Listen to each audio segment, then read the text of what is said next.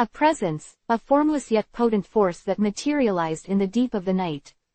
It was not the shadow of Esau, nor the lingering specter of Laban, but something far more ancient, far more powerful. It was a wrestling, not of flesh and bone in the conventional sense, but a profound spiritual struggle that seized Jacob with an intensity he had never known. This wasn't a fight for survival, or for wealth, or even for reconciliation with his brother. This was a fight for his very soul, a desperate clamor for divine affirmation in the face of his own profound imperfections. He had spent his life maneuvering, scheming, and running. Now, stripped of his family, his wealth a distant convoy, he was left with nothing but himself and this overwhelming, enigmatic antagonist. The struggle was arduous, a grueling test of endurance that stretched through the long, silent hours.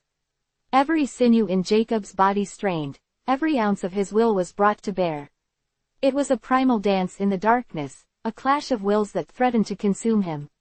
He was a man who had always sought to control his destiny, to bend circumstances to his favor, often through cunning and manipulation. But here, in the solitude of the Jabbok, such tactics were useless. He was locked in a desperate embrace with a power that dwarfed his own, a power that demanded not cleverness, but sheer, unadulterated perseverance. He felt his muscles scream, his joints ache, but an unseen fire within him refused to let go. He had clung to his family, he had clung to his possessions, he had clung to his life. Now, he clung to this divine encounter, refusing to be dislodged until he received what he desperately needed. The being he wrestled with was not a mere man, nor a simple angel. There was an authority, a holiness about this adversary that spoke of the very essence of the divine. Jacob, in his desperation, recognized this. He understood, with a clarity that pierced the gloom, that this was a direct encounter with the God of his fathers, the God who had promised Abraham and Isaac, the God who had shaped his own tumultuous life. This was not a punishment, but an invitation, a brutal, agonizing invitation to a transformation he had long avoided. The years of deception, the lies, the manipulation, the fear, they all coalesced in this single, pivotal moment. He had run from accountability, but now, he was held fast, unable to escape the unyielding grip of divine truth. As the night wore on, the physical toll began to manifest. There was a searing pain in Jacob's hip, a tearing sensation as his joint was wrenched. The adversary had struck a blow, not to defeat him, but to break his resistance, to highlight his human frailty in the face of divine power. Yet, even as agony coursed through him, Jacob's grip tightened. His physical strength waned, his body cried out for respite, but his spirit, fueled by a desperate yearning, refused to yield.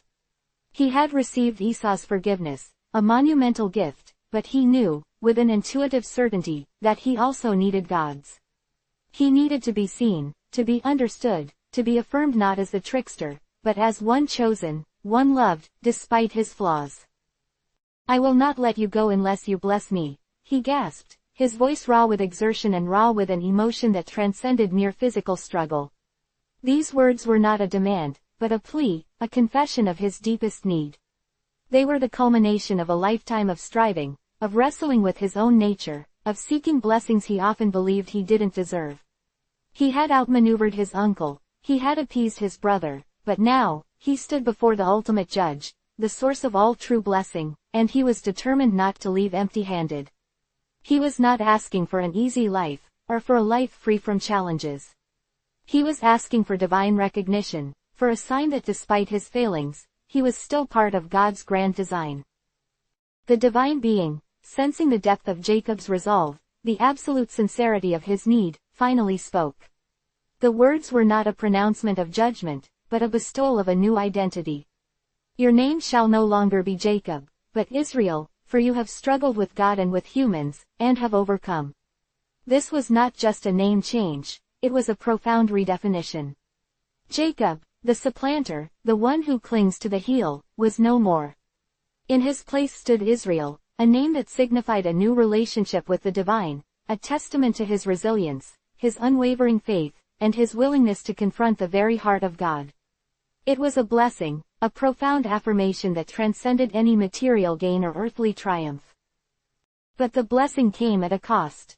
As the first hint of dawn began to paint the eastern sky, the divine presence departed, leaving Jacob alone once more, this time with a crippling limp. The physical pain was intense, a constant reminder of the night's ordeal. Yet, as he stood there, broken yet strangely whole, he felt a peace he had never known.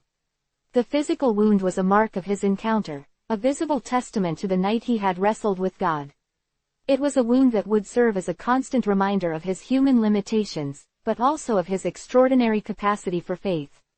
He had been humbled, he had been broken, but in that breaking, he had been made stronger, more aligned with the divine purpose. He limped across the Jabbok, his gait changed, his spirit transformed. The physical infirmity was a testament to his spiritual victory. He had entered the night as Jacob, a man driven by fear and ambition, a man who had often used deceit to achieve his goals. He emerged as Israel, a man forever marked by his encounter with the divine, a man who had faced his deepest fears and found not condemnation, but a profound and lasting blessing. The journey ahead, though still fraught with challenges, was now illuminated by the light of this transformative night. He had wrestled with God, and in doing so, he had finally begun to wrestle with himself, forging a new identity, a new destiny, in the crucible of divine encounter. The story of Israel, the man who struggled with God, had truly begun. The dawn, when it finally broke in earnest, was not merely a herald of a new day, but a tangible manifestation of a new beginning. As the first rays of sunlight touched the waters of the Jabbok, they illuminated Jacob's solitary figure, a man no longer defined by the shadows of his past, but by the stark reality of his present transformation. The physical agony in his hip was a constant, throbbing testament to the intensity of the night's struggle, a visceral reminder of the divine wrestling match he had endured. It was a wound that would forever mark him, a physical symbol of his profound spiritual encounter, a limping testament to the fact that he had not merely survived the night, but had been irrevocably changed by it. He stood, his body aching, his spirit soaring. The mysterious being, the divine antagonist, had vanished with the encroaching light, leaving behind an indelible imprint on Jacob's soul and a debilitating injury to his body. It was a peculiar paradox. This adversary had inflicted pain, yet had bestowed a blessing of immeasurable value.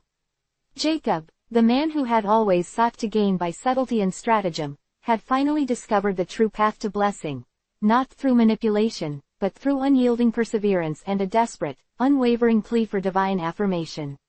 He had been forced to confront his own limitations, his own frailty, and in that confrontation, he had found an unexpected strength, a resilience born not of his own cunning, but of his profound connection to the divine. "Your name shall no longer be Jacob, but Israel," the voice had declared, echoing in the silent stillness of the pre-dawn air. The words resonated within him, a profound decree that redefined his very essence. Jacob, the supplanter, the one who clings to the heel, the embodiment of his often deceptive nature, was now superseded by Israel, a name signifying a struggle with God and humanity, and a victory, not of force, but of faithful endurance. This was not merely a new appellation, it was a complete reorientation of his identity, a divine stamp of approval that acknowledged his journey, his failings, and his ultimate triumph in clinging to God's promise. He was no longer just a man navigating the complexities of life, he was a patriarch, a chosen vessel, a testament to the transformative power of divine encounter. The physical injury served as a constant, humbling reminder of this newfound identity. Each step he took, each movement that aggravated the injured hip, would whisper the story of the Jabbok. It was a wound that would prevent him from fully regaining the agility and deceptive quickness that had characterized his earlier life. He could no longer depend solely on his wits and his ability to maneuver through life unseen. He would forever walk with a visible reminder of his encounter with the divine, a physical manifestation of his spiritual growth. This was not a mark of shame, but a badge of honor, a testament to his courage in facing God and himself. As he began the arduous process of crossing the Jabbok, the water cool against his skin, he felt a profound sense of release. The years of anxiety, the gnawing fear of Esau's retribution, the constant burden of his past actions, seemed to recede with each labored step. He had faced his brother and found forgiveness, a human reconciliation that had seemed impossible. But this encounter with the divine was on a different plane altogether. It was a purification, a cleansing of his spirit, a confirmation of his place within God's grand narrative.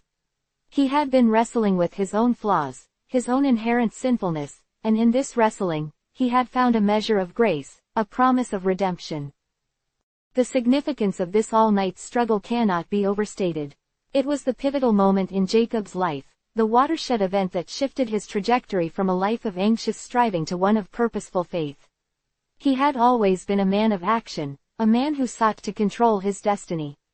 But at the Jabbok, he was forced to surrender that control, to acknowledge a power far greater than his own. He had refused to let go, not out of stubbornness, but out of a desperate yearning for God's blessing, a blessing that he knew would anchor him, validate him, and guide him into the future. He looked back at the darkened riverbank, the place where he had grappled with the divine. It was a place of pain, yes, but more importantly, it was a place of profound spiritual awakening.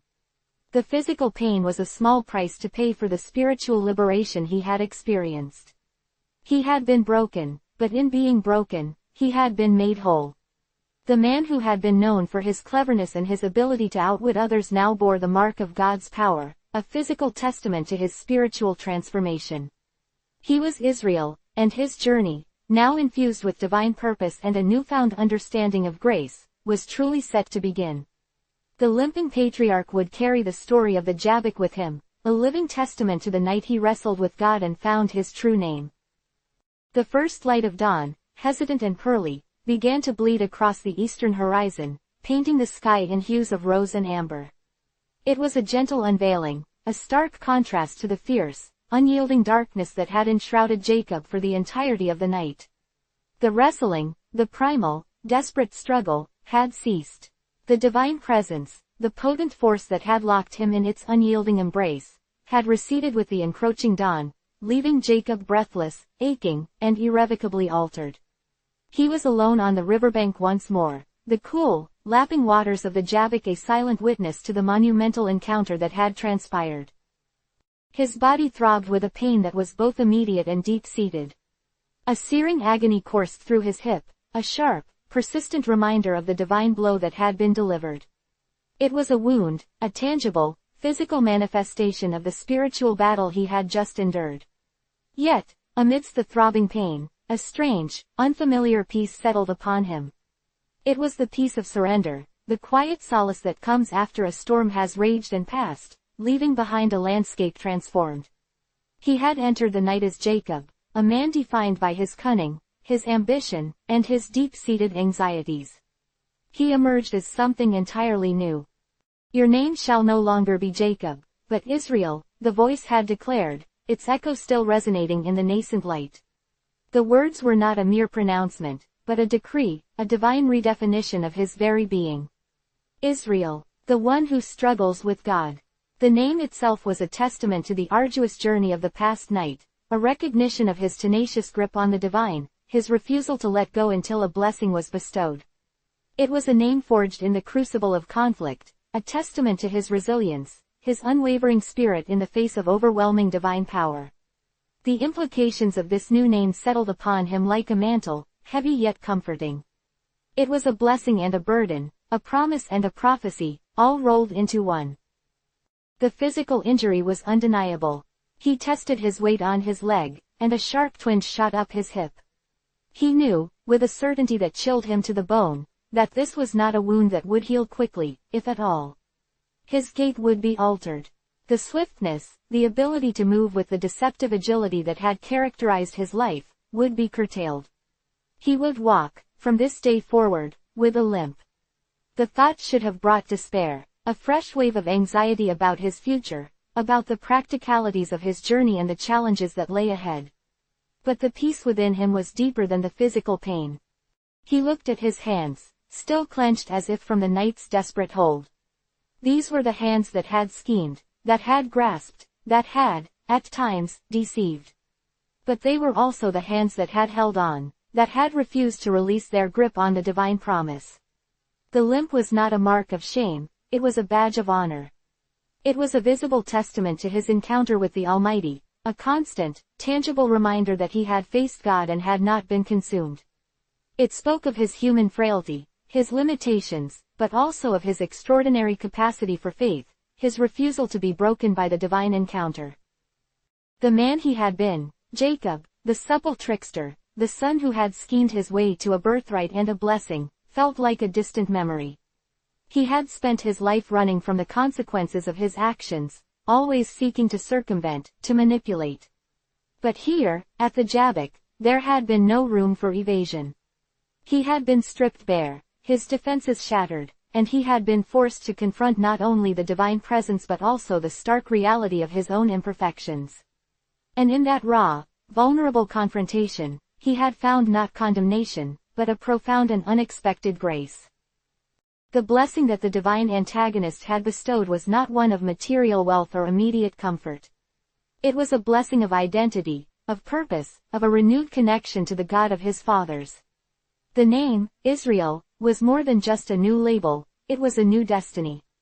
It signified a new way of being, a life lived in constant acknowledgement of the struggle, the wrestling that is inherent in a relationship with the divine. It meant that his journey would no longer be solely about securing his own future, but about embodying the covenant, about living out the promises made to Abraham and Isaac. He began to move, slowly, deliberately, towards the ford. Each step was a conscious effort, a testament to the altered landscape of his body. The water, as it rose around his knees, was cool and cleansing, washing away the last vestiges of the night's intensity. He thought of Esau, his brother, whom he had appeased with gifts and apologies. That reconciliation, though vital, had been a human endeavor. This encounter, however, was on a different plane entirely. It was a divine validation, a confirmation that despite his failings, he was still chosen, still beloved. The limp, he realized, would be a constant companion. It would be a source of discomfort, a challenge to his physical capabilities. But it would also be a profound teacher. It would remind him, daily, of his dependence on God. It would curb any lingering arrogance, any tendency to rely solely on his own strength or cunning. It would serve as a constant whisper, "You are Israel, the one who struggles with God. Your strength comes not from yourself, but from Him." This physical limitation, paradoxically, was the source of a new, unshakable inner strength. He recalled the overwhelming power of the being he had wrestled with. It was a power that dwarfed any earthly force, a power that could, with a mere touch, cripple him. Yet, this power had not sought to destroy him. It had sought to transform him. It had wrestled him to the ground, not to crush him, but to make him acknowledge a truth he had long evaded, that true blessing comes not from manipulation, but from submission, not from striving for power, but from clinging to God's grace. He had been clinging to his brother's heel, to his father's blessing, to his own survival. Now, he had clung to God, and in that tenacious grip, he had found his true identity. As he emerged from the river, the sunlight, now fully risen, warmed his skin. He looked back at the Jabbok, its waters flowing peacefully, as if nothing extraordinary had occurred. But he knew, the ground beneath his feet, the air he breathed, the very ache in his bones, all bore witness to the miraculous. He was no longer just Jacob, the son of Isaac, the brother of Esau, the father of many children. He was Israel, a patriarch, a man chosen to carry the lineage, a man forever marked by his intimate, life-altering struggle with the divine. The path ahead was still uncertain. He had his family to reunite with, a new land to settle, and a complex relationship with his brother to navigate. But he would not face these challenges as he once did. The fear that had driven him for so long had been replaced by a quiet confidence, a deep-seated assurance that he was walking in a divinely ordained path. The limp would be a constant reminder of his human weakness, but his new name, Israel, would be a constant declaration of his divine strength. He was a man reborn, a man who had wrestled with God and emerged not broken, but made whole, ready to embrace the destiny that awaited him, one limping step at a time. The struggle was over, but the journey of Israel, the man who had truly begun to wrestle with God and himself, had just commenced, infused with a grace and a purpose he had never before imagined. Chapter 6. The Patriarch's Legacy. The dawn that had witnessed Jacob's profound transformation on the banks of the Jabbok had also ushered in a new era for his family. The journey back to the land promised to his forefathers was no longer a flight from Esau's wrath, but a pilgrimage of faith, a return to the ancestral soil under a new covenant. The limp, a constant, palpable reminder of his celestial struggle, did not impede his resolve. He led his growing household, a complex tapestry of wives, children, servants, and livestock, towards the familiar yet now vastly different landscape of Canaan. The air was thick with the scent of dry earth and the distant murmur of a world that had continued its rhythm while they were away. Their arrival near Shechem was marked by a sense of both homecoming and apprehension. This was the land where Abraham had first pitched his tents, where Isaac had dug wells and made covenants. Yet, it was also a land inhabited by peoples whose customs and allegiances were unknown, whose gods might vie for the allegiance of a people called to worship only one. Jacob, now Israel, bore the weight of this dual heritage, the legacy of his ancestors and the divine mandate he carried. He purchased a parcel of land, a significant transaction that spoke of a desire for permanence, for roots to be sunk deep into this sacred ground. It was an act of faith, asserting his family's claim, not through conquest, but through legitimate purchase, a testament to his transformed character, his willingness to engage with the world with integrity rather than artifice. The fields around Shechem, fertile and promising, became their new horizon, a place where the patriarch sought to build not just a dwelling, but a legacy. The initial settling was a delicate dance between assertion and accommodation. Israel was acutely aware of the presence of the Canaanites, the indigenous people of the land. His dealings with them were marked by a cautious respect, a recognition of their established presence. Yet, beneath the surface of these interactions lay the unspoken truth of divine promise. This land was not merely a place to live, it was an inheritance, a covenantal gift. The patriarch's desire was to establish his family as a distinct people, not isolated, but set apart, their faith and their God honored amidst the surrounding nations. He raised an altar, a focal point for worship, a declaration to the heavens and the earth that this place was consecrated to Yahweh. It was a visible sign of their belonging, a tangible connection to the God who had wrestled with him and blessed him. The challenges, however, were not merely external. Within the sprawling encampment, the complex dynamics of a large patriarchal family unfolded. Joseph, the favored son, still wore the coat of many colors, a symbol of his father's affection, but also, perhaps, a harbinger of the divisions that would soon fracture the household. The brothers, a mix of young men and growing adults, navigated their own rivalries, their ambitions, their nascent senses of identity. And then there was Dinah. Dinah, the daughter of Leah, a young woman finding her way in a world that often defined women by their fathers and brothers, ventured out. Her story, recounted with a somber gravity, serves as a potent illustration of the perils and complexities of settling in a land not yet fully under their control. Drawn by curiosity or perhaps a yearning for experiences beyond the confines of the family tents, she went to see the daughters of the land. This simple act, seemingly innocent, placed her in a vulnerable position. The allure of the foreign, the unfamiliar customs, the different social milieu, proved to be a dangerous temptation, or perhaps a tragic miscalculation.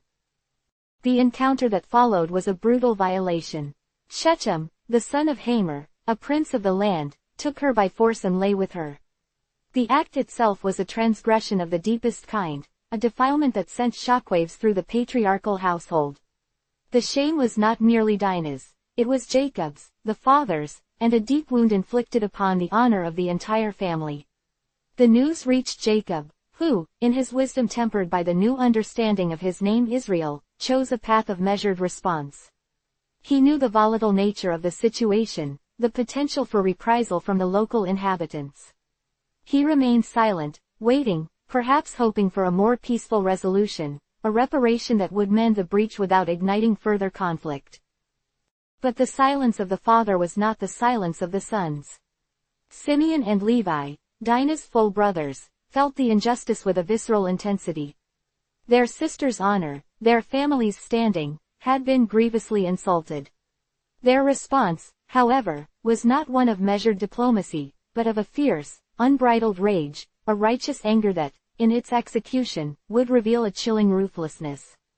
When Shechem, moved by remorse or perhaps by genuine affection for Dinah, expressed his desire to marry her, he saw an opportunity for reconciliation. He sought not only to appease Dinah's family but to forge a deeper bond through marriage, even suggesting that all the men of his city be circumcised as a sign of unity and commitment. Simeon and Levi saw this not as an offer of true reconciliation, but as a cunning ploy, a deception born from the very act of violation. They agreed to the terms of circumcision, a ritual that signified a commitment to the God of Israel, a symbolic assimilation. But this was a ruse, a trap laid with calculated precision. While the men of Shechem were weakened and recovering from the painful procedure, Simeon and Levi, along with their kinsmen, descended upon the city. The ensuing slaughter was brutal and decisive. They killed every male in Shechem, including Hamor and his son Shechem himself. They took Dinah back, a symbol of their regained honor, but the cost of that reclamation was stained with the blood of an entire city. The aftermath of this horrific event cast a long shadow over Israel's family and their burgeoning presence in Canaan. Jacob was furious, his paternal authority challenged, his carefully constructed peace shattered. He feared the repercussions, the inevitable retaliation from the surrounding tribes. "You have brought trouble on me," he declared, his voice laced with despair and anger, "by making me a stench to the Canaanites and Perizzites, the inhabitants of this land. We are few in number, and if they gather together and attack me, I and my household will be destroyed." His fear was rooted in the stark reality of their vulnerability. They were a family, albeit a growing one, surrounded by established communities. The audacious act of Simeon and Levi had not asserted their dominance, it had placed them in immediate peril. The brutality of the massacre also raised profound questions about the moral compass of Israel's sons and, by extension, the character of the people they were meant to become. While the violation of Dinah was a heinous crime, the response of Simeon and Levi was a chilling act of collective violence, a disproportionate retribution that violated the very principles of justice and mercy that Israel, their father, was striving to embody. This incident exposed a dangerous streak within the family, a capacity for violence that seemed to echo the less savory aspects of their lineage, a stark contrast to the divine encounter that had transformed their patriarch. This period near Shechem, therefore, was not merely about the physical act of settling. It was a crucible, a testing ground for the nascent nation. They had returned to the land of promise, but the promise was not a guarantee of an easy life or immediate dominion. It was a call to live according to a higher standard, a standard that was being sorely tested. The land itself seemed to hold its breath, watching this family of God's chosen, grappling with the complexities of their faith, their humanity, and their place in a world that did not yet fully recognize the God they served. The altar raised by Jacob was a testament to their faith, but the bloodshed by Simeon and Levi was a stark reminder of their flawed humanity, a wound that would need healing and a lesson that would echo through generations. The journey of Israel was proving to be a true testament to his name, a continuous struggle, not only with the divine, but with the very nature of his own people. The ramifications of the Shechem incident were far-reaching. While the immediate retaliation that Jacob feared did not materialize in the form of a unified tribal assault, the act left an indelible mark on the family's reputation and their relationship with their neighbors. They were now known not just as wanderers, but as a people capable of swift and terrible vengeance. This reputation, though perhaps a deterrent to outright aggression, also fostered an atmosphere of suspicion and unease. The delicate balance between coexisting and asserting their distinct identity was severely strained. The purchase of land, once a symbol of hopeful integration, now carried the weight of a bloody acquisition. Jacob, as the patriarch, bore the brunt of this moral and practical crisis. His pronouncement of their small numbers and potential vulnerability was a genuine concern, but his condemnation of Simeon and Levi went deeper. He recognized that their actions were not merely a tactical error, they were a profound spiritual misstep. Their violence had not brought honor to their God, it had brought shame. It had made them a stench in the eyes of the Canaanites, a perception that would hinder any genuine evangelistic or covenantal influence they might have hoped to exert. The blessings promised to Abraham were meant to be a blessing to all nations, but acts of such brutality threatened to isolate them, to make them a curse rather than a blessing. In the wake of the massacre, the family's presence near Shechem became increasingly untenable. The divine voice, which had guided Abraham and Isaac, and which had recently wrestled with Jacob, seemed to call him to a new location, a different approach to inhabiting the promised land. It was a clear directive: arise, go up to Bethel and dwell there, and make an altar there to God who appeared to you when you fled from your brother Esau. The call to Bethel was not merely a change of address, it was a spiritual imperative, a command to cleanse and recommit. The journey to Bethel was a somber undertaking.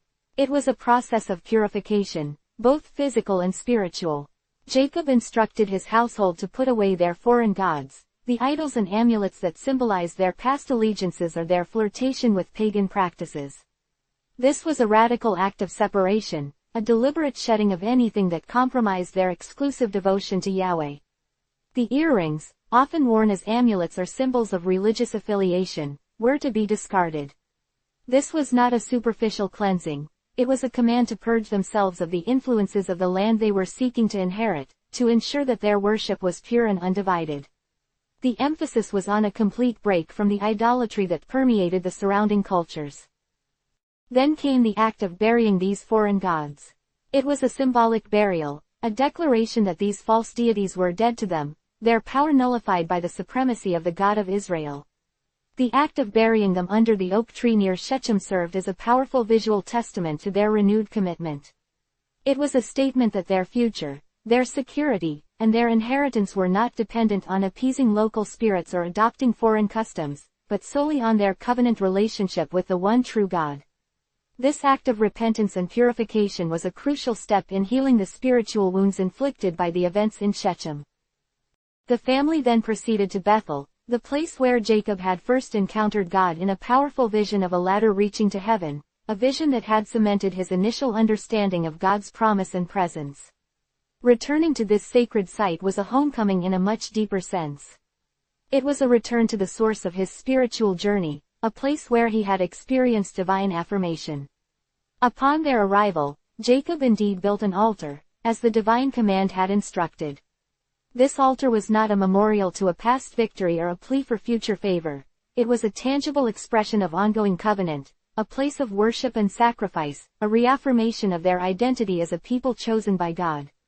The sacrifices offered were a continuation of the prescribed worship, a way of maintaining their relationship with the divine and expressing their gratitude and dependence. The narrative of their time near Shechem, and the subsequent journey to Bethel, is a crucial chapter in the unfolding saga of the Patriarchs. It underscores the immense challenges of establishing a people of faith within a pagan world. It reveals that the Promised Land was not simply a gift to be passively received, but a spiritual battleground, a place where faith had to be actively asserted, defended, and purified. The story of Dinah and the violent reaction of her brothers, while disturbing, highlights the potent mix of vulnerability, honor, and misplaced zeal that characterized this early stage of their settlement. It serves as a stark reminder that the journey towards fulfilling the divine promises was fraught with moral complexities, demanding not only courage and resilience but also wisdom, discernment, and a steadfast commitment to the righteous ways of God. The purification at Bethel was a necessary step, a cleansing of the past, and a recommitment to the future, preparing them for the further trials and triumphs that lay ahead as they continued to navigate their destiny in the land of their fathers. The legacy of the Patriarchs was not just one of divine encounters and promises, but also of human frailty, struggle, and the arduous, often painful, process of living out a covenant in a fallen world. The grief that descended upon Jacob and his household after Rachel's death was a chilling shroud, heavy and suffocating. The air in Bethel, once resonant with the echoes of divine encounter and the hopeful scent of purified devotion, now hung thick with the palpable absence of a beloved wife and mother. Rachel, the one Jacob had labored for 14 years, the matriarch whose beauty had captivated his soul from the moment he laid eyes on her by the well, was gone. Her final act, the act of bringing forth Benjamin, the 12th son, the final piece in the mosaic of his lineage, had also been her last breath. The joy of a new life was irrevocably intertwined with the sorrow of death, a stark testament to the profound price of lineage and the unpredictable currents of human existence. The journey from Bethel was not a continuation of their pilgrimage of faith, but a somber procession of mourning. The divine directive to cleanse and recommit, to purify their hearts and hands at Bethel, had been met with obedience, but the spiritual renewal was now overshadowed by a crushing personal tragedy. Jacob, the man who had wrestled with God and emerged with a new name and a limping gait, found himself wrestling with a grief so profound it threatened to unmoor him. He had faced down Esau, outwitted Laban, and navigated treacherous spiritual waters, but the loss of Rachel was a wound of a different order, a deep tearing of the fabric of his heart. His love for her had been the anchor of his youth, the driving force behind years of toil, and her departure left him adrift in a sea of despair. Each step away from Bethel was a step further into the desolate landscape of his sorrow. The very land that held the promise of inheritance now seemed to mock him with its indifference. The sun, which had warmed their faces during their stay in Bethel, now felt like a harsh, unfeeling eye in the sky, bearing witness to his profound loss. The dust of the road, stirred by the hooves of their flocks and the feet of his family, seemed to carry the whispers of their grief. The children, particularly Benjamin, the infant who would never know his mother's embrace, were a constant reminder of Rachel's sacrifice. Joseph and his brothers, though they mourned their mother, also witnessed the depth of their father's anguish, a silent testament to the bond he shared with their mother. The family traveled southwards, their path now leading them towards the ancestral heartland, towards the place that would become synonymous with both sorrow and enduring love. The route was not new, it was a familiar stretch of territory, but it was now imbued with a crushing new significance. As they approached the environs of Ephrath, a quiet settlement that would soon be known to the world as Bethlehem, a sense of solemnity settled over Jacob. Ephrath, a name whispered on the wind, a place marked by the fertility of its fields, was to become the final resting place of his beloved Rachel. The site chosen for her burial was not accidental. It was a deliberate act, a testament to Rachel's enduring place in Jacob's heart and in the unfolding narrative of his family. He buried her by the roadside, a poignant placement that spoke of both immediacy and a desire for her presence to be a constant reminder on their journey. This was not a burial in the distant, communal grave of a stranger, it was an intimate, deeply personal act of love and remembrance.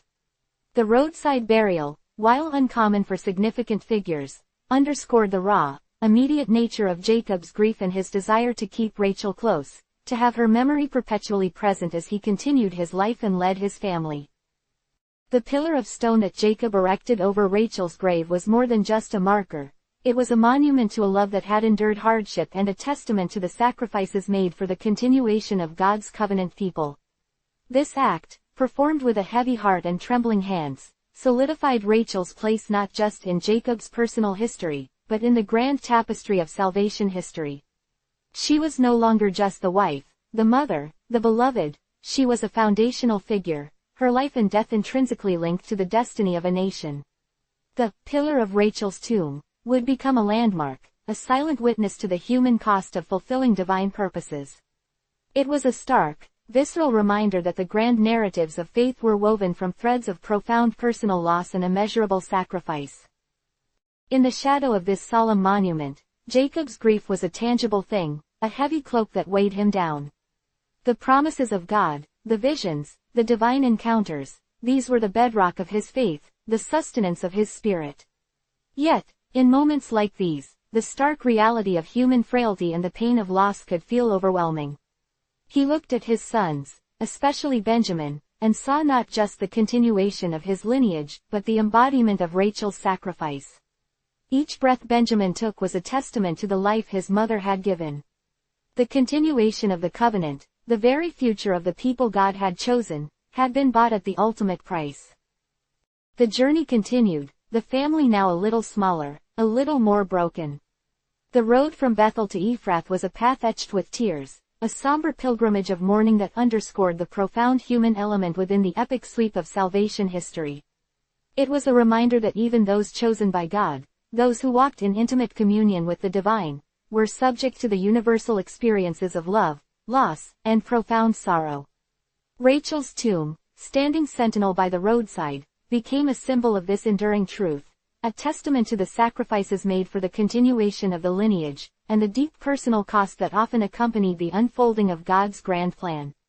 The legacy of the patriarchs was not solely defined by their faith and their divine encounters, but also by the deep wells of human emotion, the profound sorrows that shaped them and, in turn, shaped the very identity of the people they were destined to lead.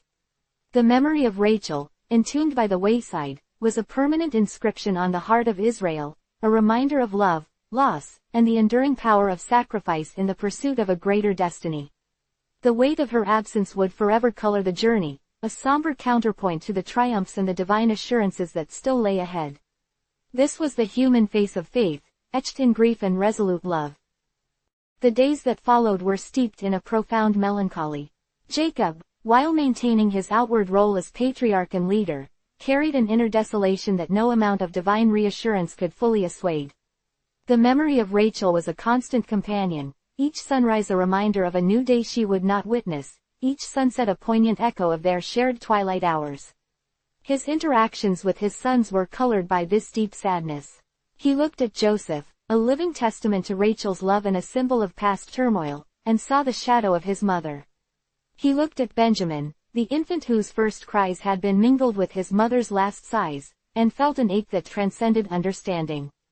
The birth of Benjamin, while fulfilling the promise of a 12th son, had ripped a gaping hole in the heart of the family, a wound that would take generations to fully mend. The narrative of this period is not merely an account of geographical movement, but a deep dive into the emotional landscape of a man grappling with loss. Jacob's capacity for deep love, evident in his tireless service to Laban for Rachel, now manifested in the equally profound depth of his sorrow. He was a man who felt things intensely, his spirit forged in the fires of struggle and divine encounter. The loss of Rachel was a trial of a different kind, a test of his resilience not against an external foe or a deceptive relative, but against the internal tempest of grief. The very act of moving forward, of continuing the journey toward an uncertain future, was an act of profound, albeit sorrowful, faith. The significance of Rachel's burial site extends beyond the immediate personal tragedy. It serves as a crucial point of reflection on the nature of sacrifice within the covenantal narrative. Rachel, who had yearned for children, had faced barrenness and heartbreak, yet ultimately brought forth sons who would play pivotal roles in the unfolding of God's plan. Her final act, the act of giving life at the cost of her own, was a profound sacrifice that underscored the value and the arduous journey of perpetuating the lineage. In a patriarchal society where lineage was paramount, Rachel's contributions, though marked by sorrow, were undeniably foundational. Her tomb, a solitary marker on the dusty road, became a silent sermon on the often unseen costs of God's unfolding purposes, a stark reminder that the continuation of the promised line was not a simple inevitability, but a journey paved with personal loss and profound emotional toll. The presence of the pillar of Rachel's tomb also served as a subtle, yet powerful, commentary on the human aspect of the patriarchs' legacy. They were not merely figures of legend or divine pronouncements, they were men and women who loved, lost, and grieved.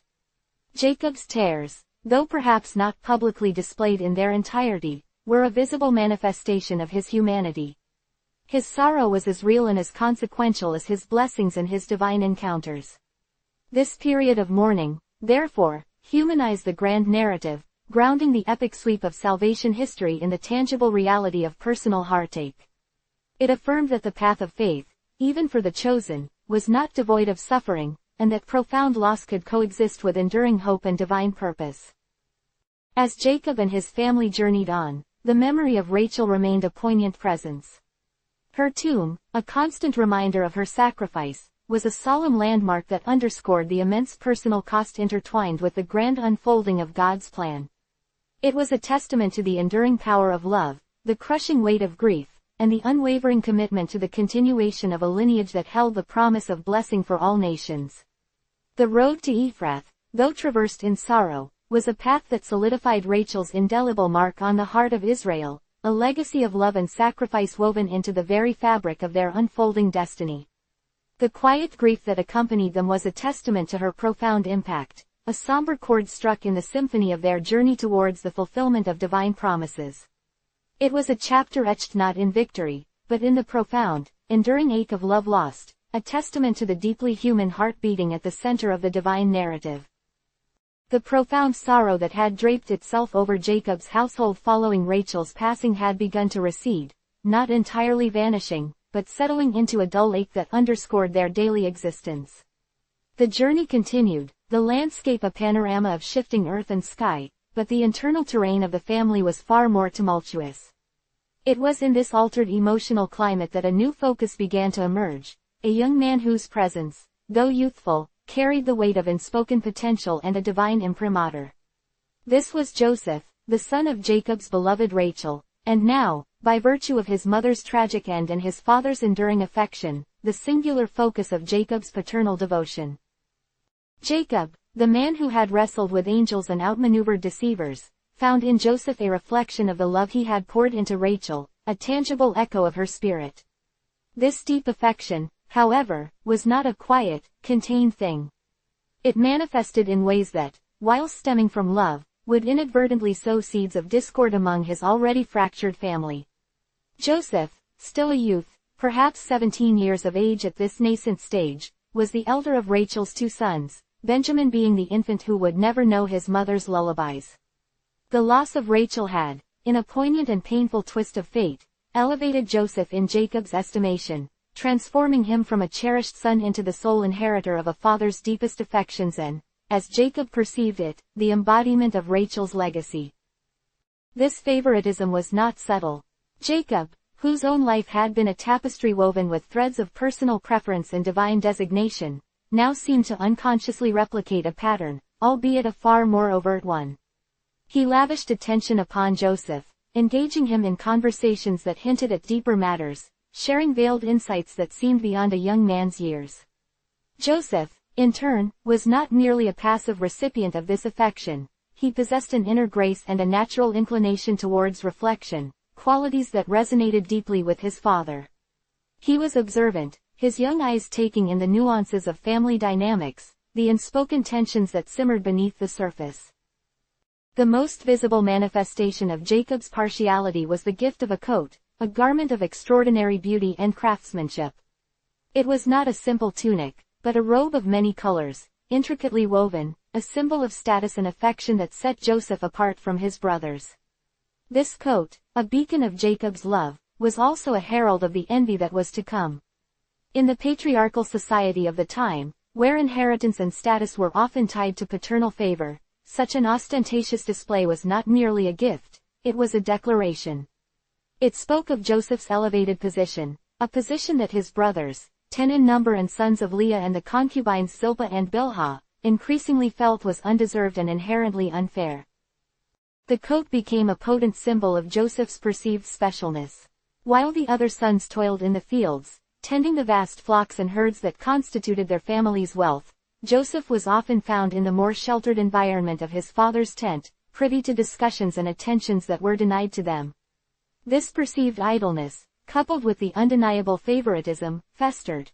Their resentment was not born of a vacuum, it was nurtured by tangible evidence, the magnificent coat, the hushed conversations, the father's beaming gaze fixed solely upon his youngest son, the son of his lost love. It was during this period, while this burgeoning sibling rivalry was reaching a critical juncture, that Joseph began to experience a series of vivid dreams. These were not the fleeting, mundane visions of sleep, but potent, symbolic occurrences that seemed to carry a message of profound significance. The first dream was a declaration of agricultural dominance. Joseph saw himself and his brothers binding sheaves of wheat in a field. His own sheaf, he dreamt, rose up and stood upright, while his brothers' sheaves bowed down to it in deference. This was a stark, unambiguous premonition of his future authority over them, a foretelling of a hierarchy where he would stand above his brethren.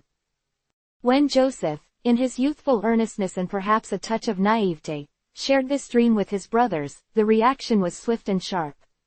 Their resentment, already a smoldering ember, burst into flames. "Do you intend to rule over us?" they challenged, their voices laced with disbelief and anger. "Are you truly going to reign as king over us?" The very idea was preposterous to them, a gross overreach of a favored son who already enjoyed privileges they felt they had earned through labor and years. Their mocking laughter echoed their scorn, a sound that would resonate with Joseph and haunt the memory of this event for years to come. The second dream was even more audacious, a celestial affirmation of his unique destiny. This time, Joseph dreamt of the sun, the moon, and 11 stars, all bowing down to him. The sun and moon represented his parents, Jacob and Rachel. Though Rachel was deceased, her memory and symbolic representation as the mother of the favored son held power, and the 11 stars represented his 11 brothers. This dream was a breathtaking vision of universal dominion, a testament to a destiny that transcended the immediate family and pointed towards a national, even cosmic, significance. Again, Joseph shared his dream, perhaps emboldened by the divine nature of the vision, perhaps still unaware of the depth of his brother's animosity. He recounted it to his father and his brothers, a hopeful confession of a divine whisper. Jacob, though perhaps more astute in understanding the implications than his sons, was also moved by the dream.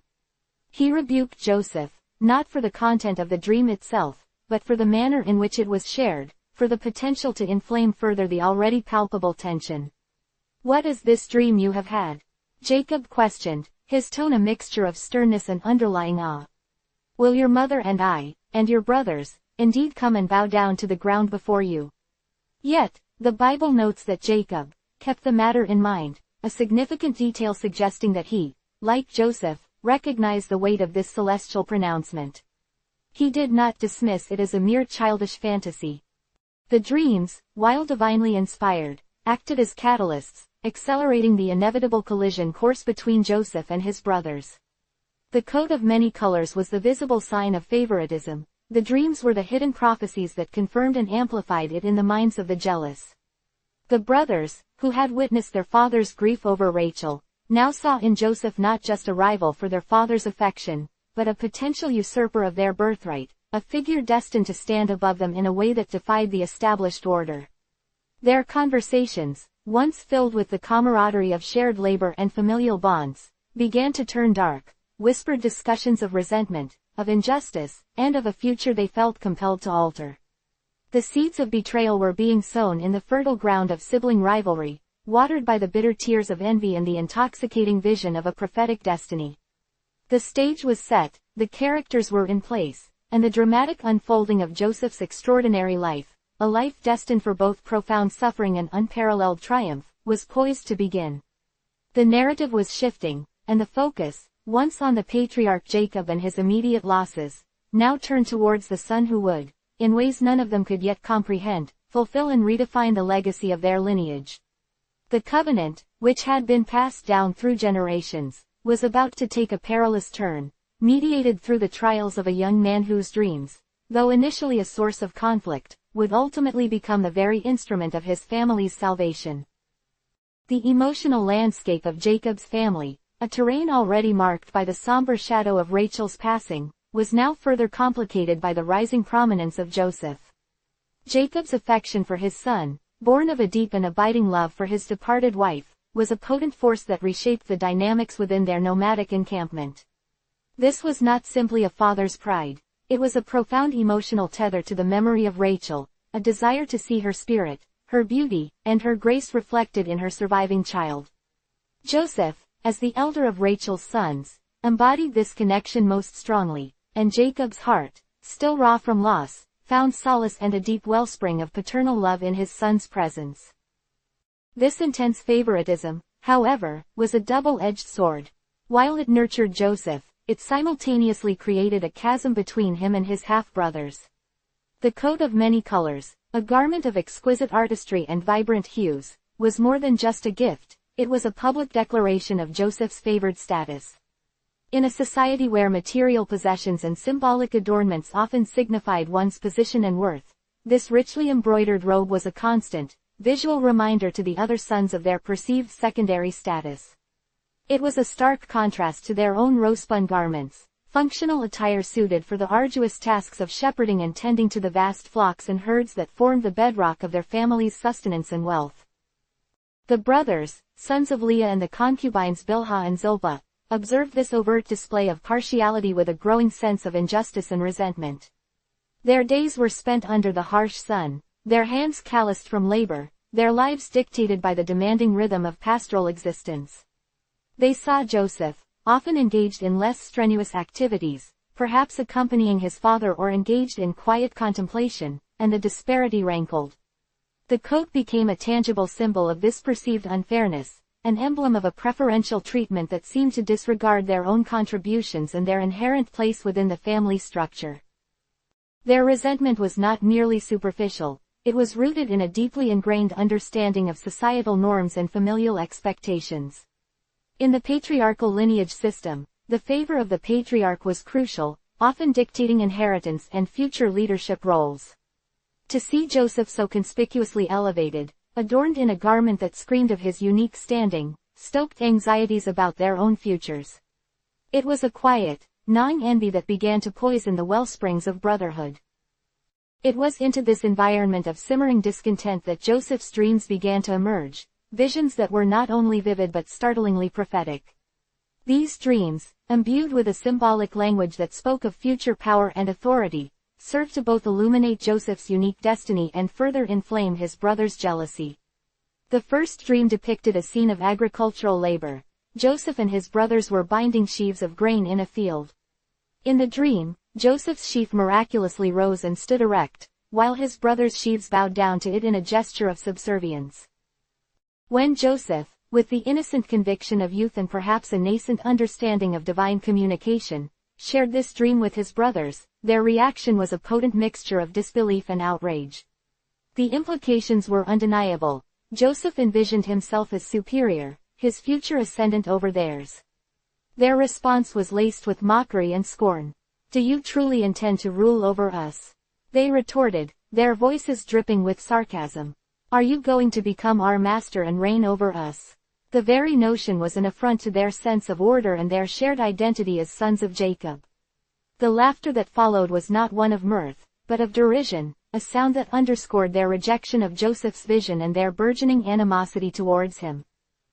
Yet, the dreams persisted, and with them, a deeper layer of prophetic significance began to unfold. The second dream Joseph experienced was even more profound, extending the scope of his vision beyond the immediate family to encompass the celestial realm. In this dream, Joseph saw the sun, the moon, and 11 stars bowing down to him. This was a powerful and unambiguous symbol, the sun and moon representing his parents, Jacob and Rachel, whose memory and influence remained potent, and the 11 stars symbolizing his 11 brothers.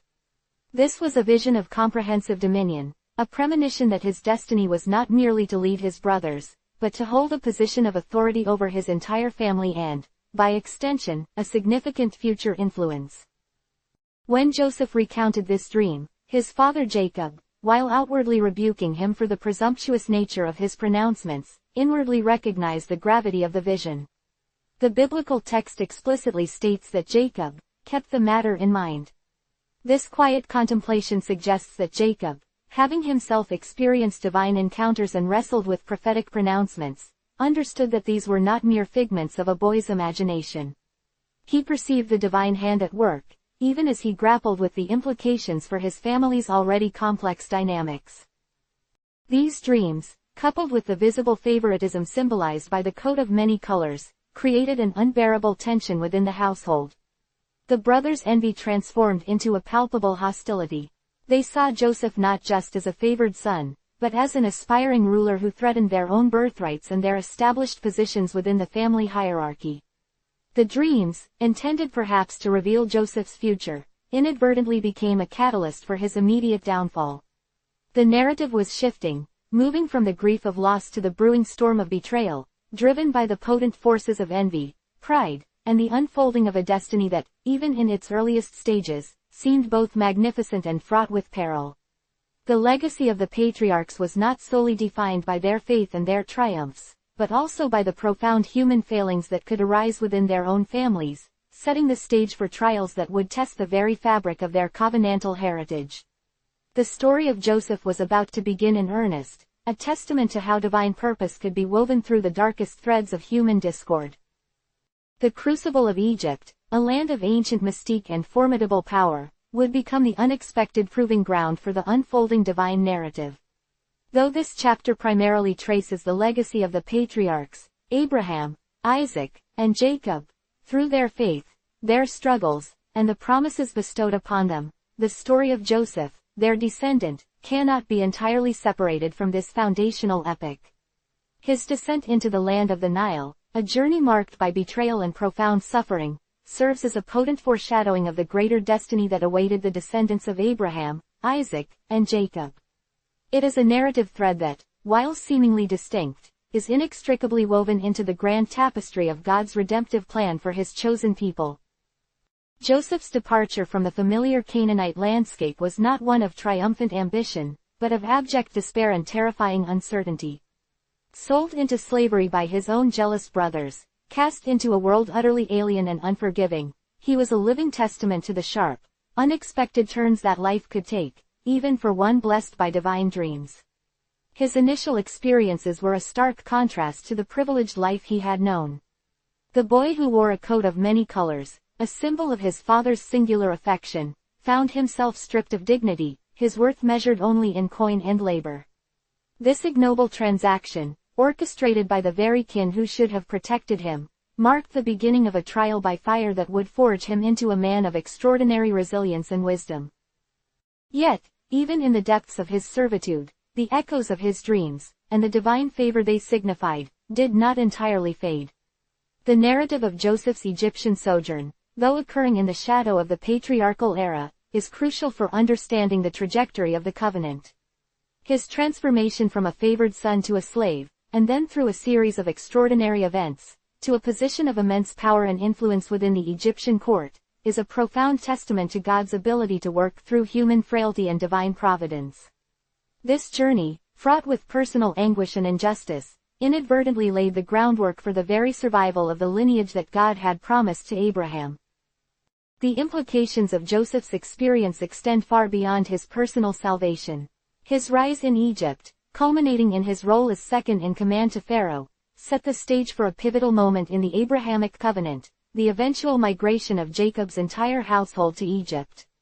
This relocation, driven by a devastating famine that swept across the land, would become a defining chapter for the descendants of the patriarchs. It was a famine that would test their faith, challenge their resolve, and ultimately lead them to a land that would become both their refuge and their crucible for centuries to come. The patriarchs, in their lifetimes, had wrestled with barrenness, with divine commands to leave their homes, and with the promises of numerous offspring and vast lands. They had experienced God's faithfulness in establishing and sustaining the covenant through Isaac and Jacob. However, they could not have fully foreseen the complex geopolitical circumstances that would eventually necessitate their descendants' presence in Egypt. Joseph's personal journey, therefore, serves as a vital bridge between the era of the patriarchs and the subsequent national formation of Israel. His ability to navigate the intricate political landscape of Egypt, to interpret dreams for the king, and to implement strategies that saved Egypt and its surrounding regions from starvation, was a demonstration of God's power working through an individual in a foreign land, thereby preserving the lineage that would later become a nation. The famine itself was not a random act of nature but a divinely orchestrated event, or at least, an event that God used to bring about his purposes. It was the stark reality of scarcity that would ultimately draw Jacob and his family into the very land where Joseph had been exiled.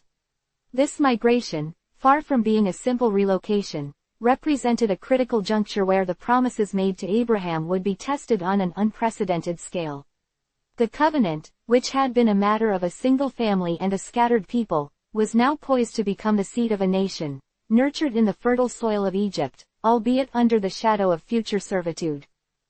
The story of Joseph in Egypt, therefore, is not an extraneous detail but an integral part of the patriarch's legacy. It highlights that God's plan is often far grander and more intricate than human understanding can grasp.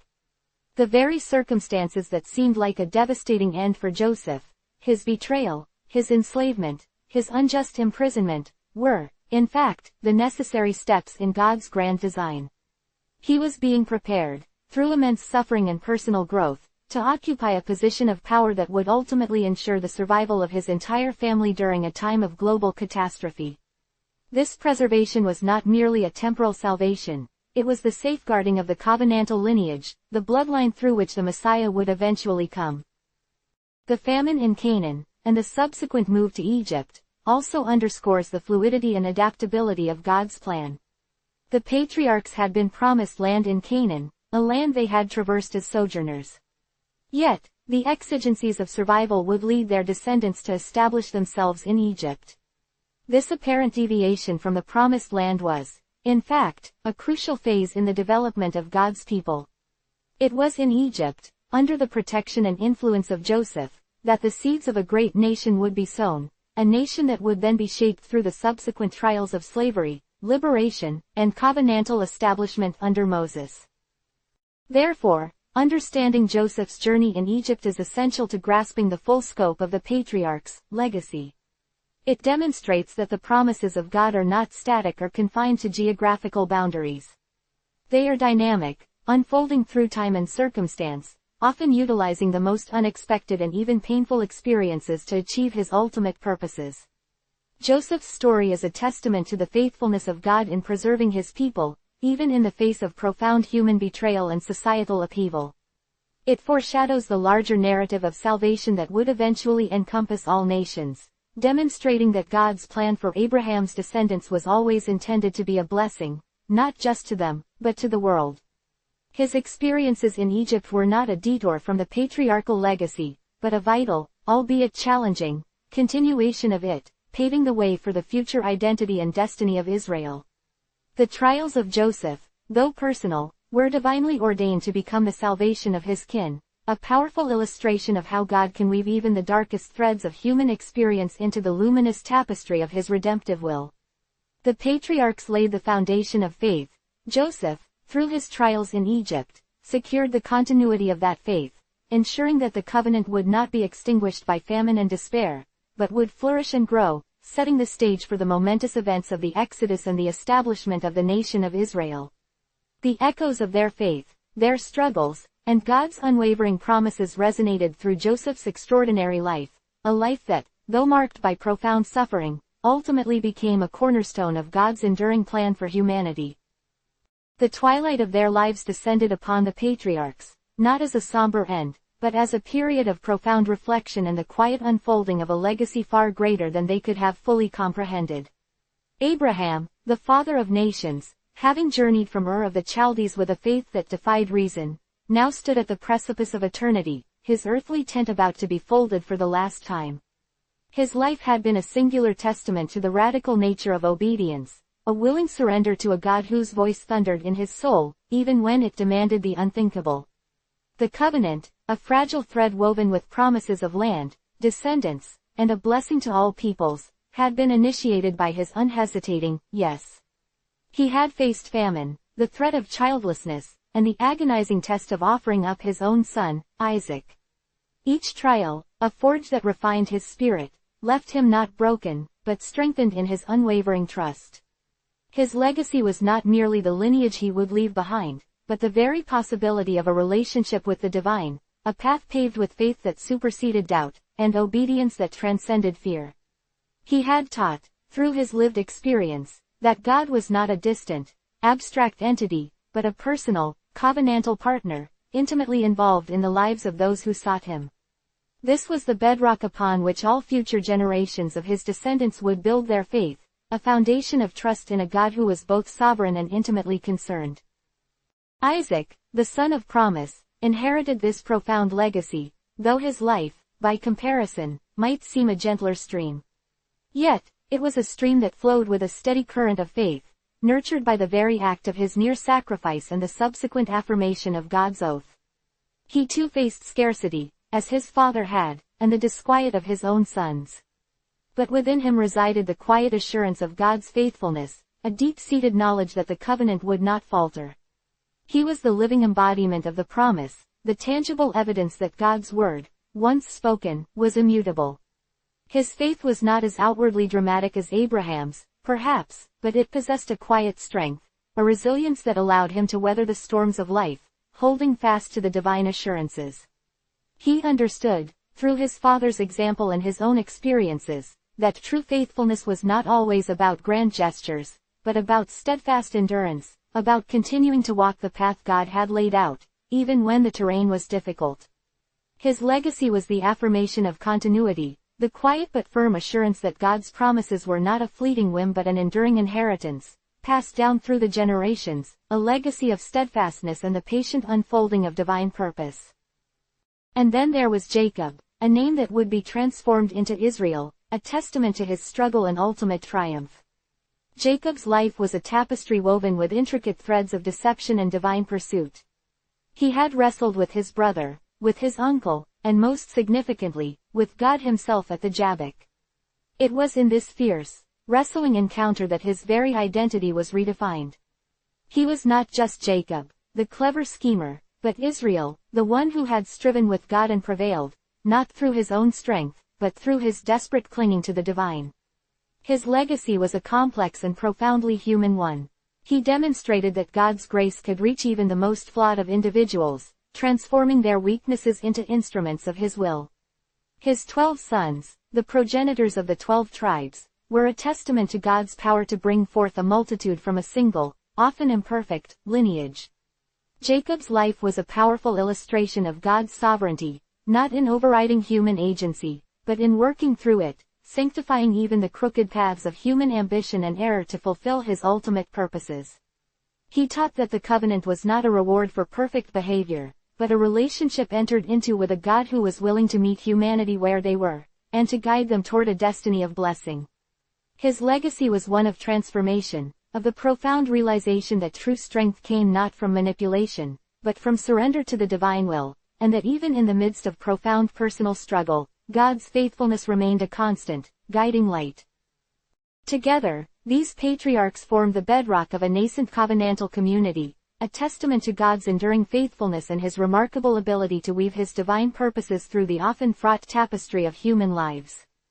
Their individual journeys, marked by moments of doubt, fear, and even failure, were ultimately overshadowed by their unwavering commitment to a God who remained steadfast through it all.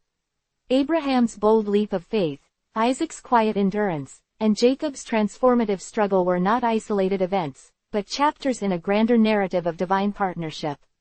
They had faced challenges that tested the very core of their beings, barrenness that threatened the promised offspring, famine that forced them to sojourn in foreign lands, and internal strife that could have fractured their burgeoning family. Yet, through each trial, the divine hand was evident, guiding, protecting, and affirming the promises that had been made. Abraham's willingness to leave his homeland, to trust in an unseen future, set a precedent for a life lived in radical dependence on God. His obedience, even to the point of preparing to offer his beloved son, Isaac, demonstrated a profound understanding that God's will, however confounding, was paramount. This act, though never fully consummated in its most extreme form, became the ultimate symbol of faith surrendered, a demonstration that true devotion involved giving up even that which was most precious. It was a sacrifice of the will, a profound submission that opened the heavens and secured the covenantal promises with an oath, solidifying the divine commitment to Abraham's lineage.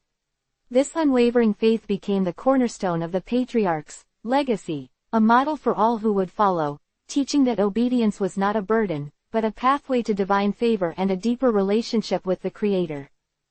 Isaac, the child of this audacious faith, lived a life that, while seemingly less tumultuous, was deeply rooted in the same divine promises. He inherited Abraham's legacy not through active striving, but through quiet affirmation. His faith was in the enduring nature of God's covenant, a steadfast belief that the promises made to his father would, in time, be fulfilled.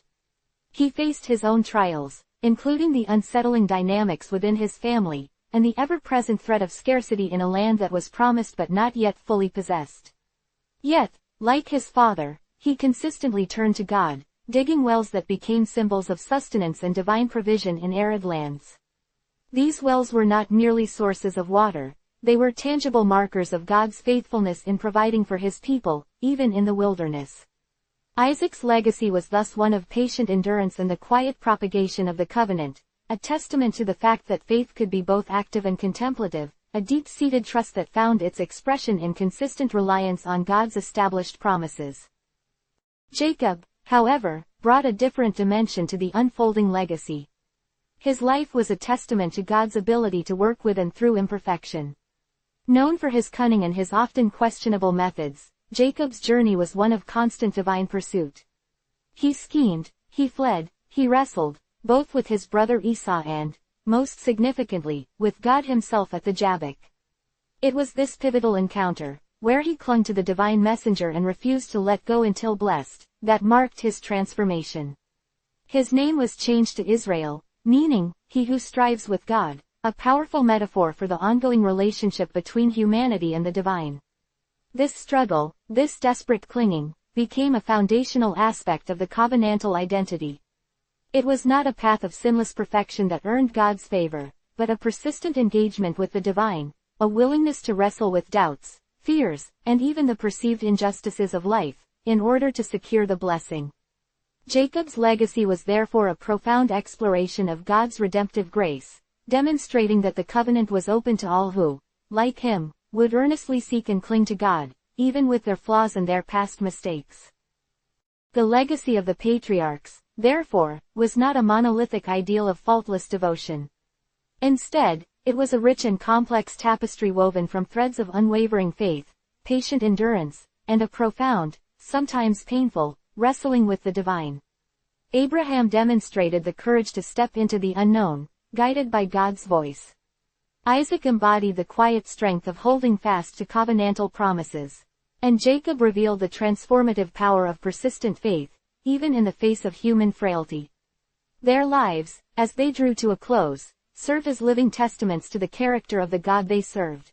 A God who was faithful to his promises, who could work through imperfect people, and who desired an intimate, covenantal relationship with humanity. Their actions, their choices, and their unwavering trust, even when tested by hardship and doubt, laid the crucial groundwork for the identity and destiny of a people, shaping not only their future but ultimately influencing the trajectory of human history. Their legacy was a beacon, illuminating the path for generations to come, a reminder that the divine plan, though unfolding through human lives, was ultimately guided by a sovereign and loving Creator, whose faithfulness was an eternal constant.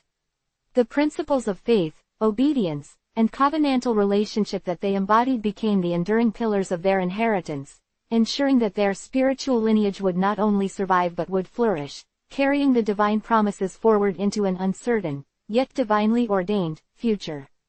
Their final days were not merely an ending, but a profound testament to the enduring power of their commitment, a quiet affirmation that the seed of faith they had sown would, by divine grace, blossom into a mighty nation, a people set apart to bear witness to the one true God. Chapter 7. Enduring Conviction. The twilight years of Abraham, Isaac, and Jacob were not marked by a fading of conviction, but by a deepening of it. As their earthly journeys neared their end, their faith, which had been tested through fire and forged in the crucible of divine encounter, shone with an even more potent, albeit often quiet, brilliance. It was a faith that had learned to abide not in the comfort of understanding, but in the steadfast certainty of relationship. This was the core of their enduring conviction, a testament to a God who could be trusted even when his ways were beyond human comprehension, when his commands seemed to defy logic, or when his silence echoed louder than any spoken word. Their lives, in their final chapters, became living sermons on the nature of true belief, a belief that transcended the limitations of sight and reason, anchoring itself in the unshakable character of the divine. Abraham, the elder statesman of faith, had walked a path paved with the extraordinary. His departure from Ur, his willingness to offer Isaac, his negotiations with the Almighty over Sodom, these were acts that spoke of a profound intimacy with God, an intimacy that was not always comfortable but was always real. In his final days, he was not recounting past victories with pride, but reflecting on the continuous, often perplexing, journey of obedience.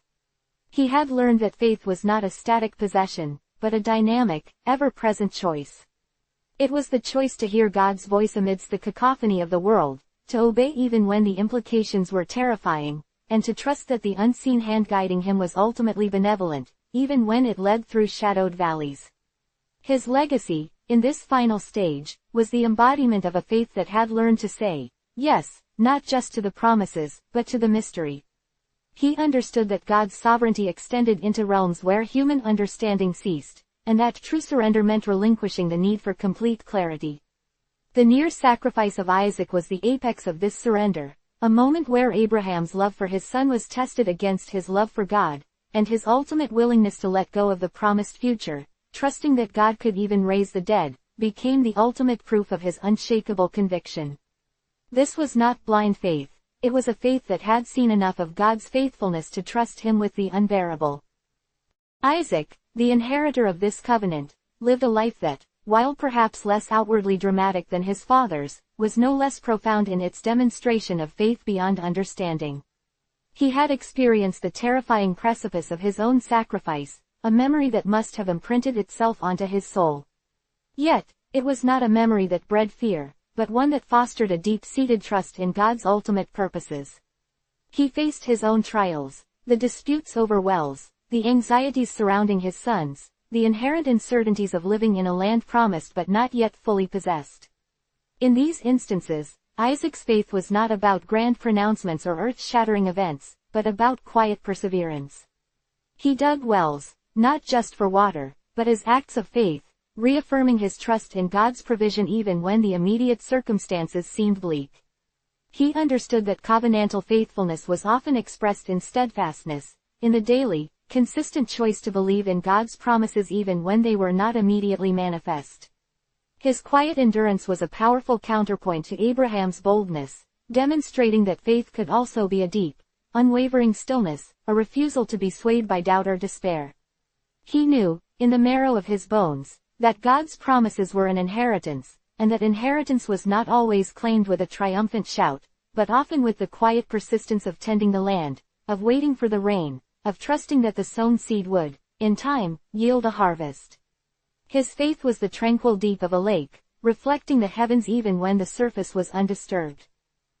Jacob, whose name was transformed into Israel, wrestled not just with God, but with the very concept of divine action.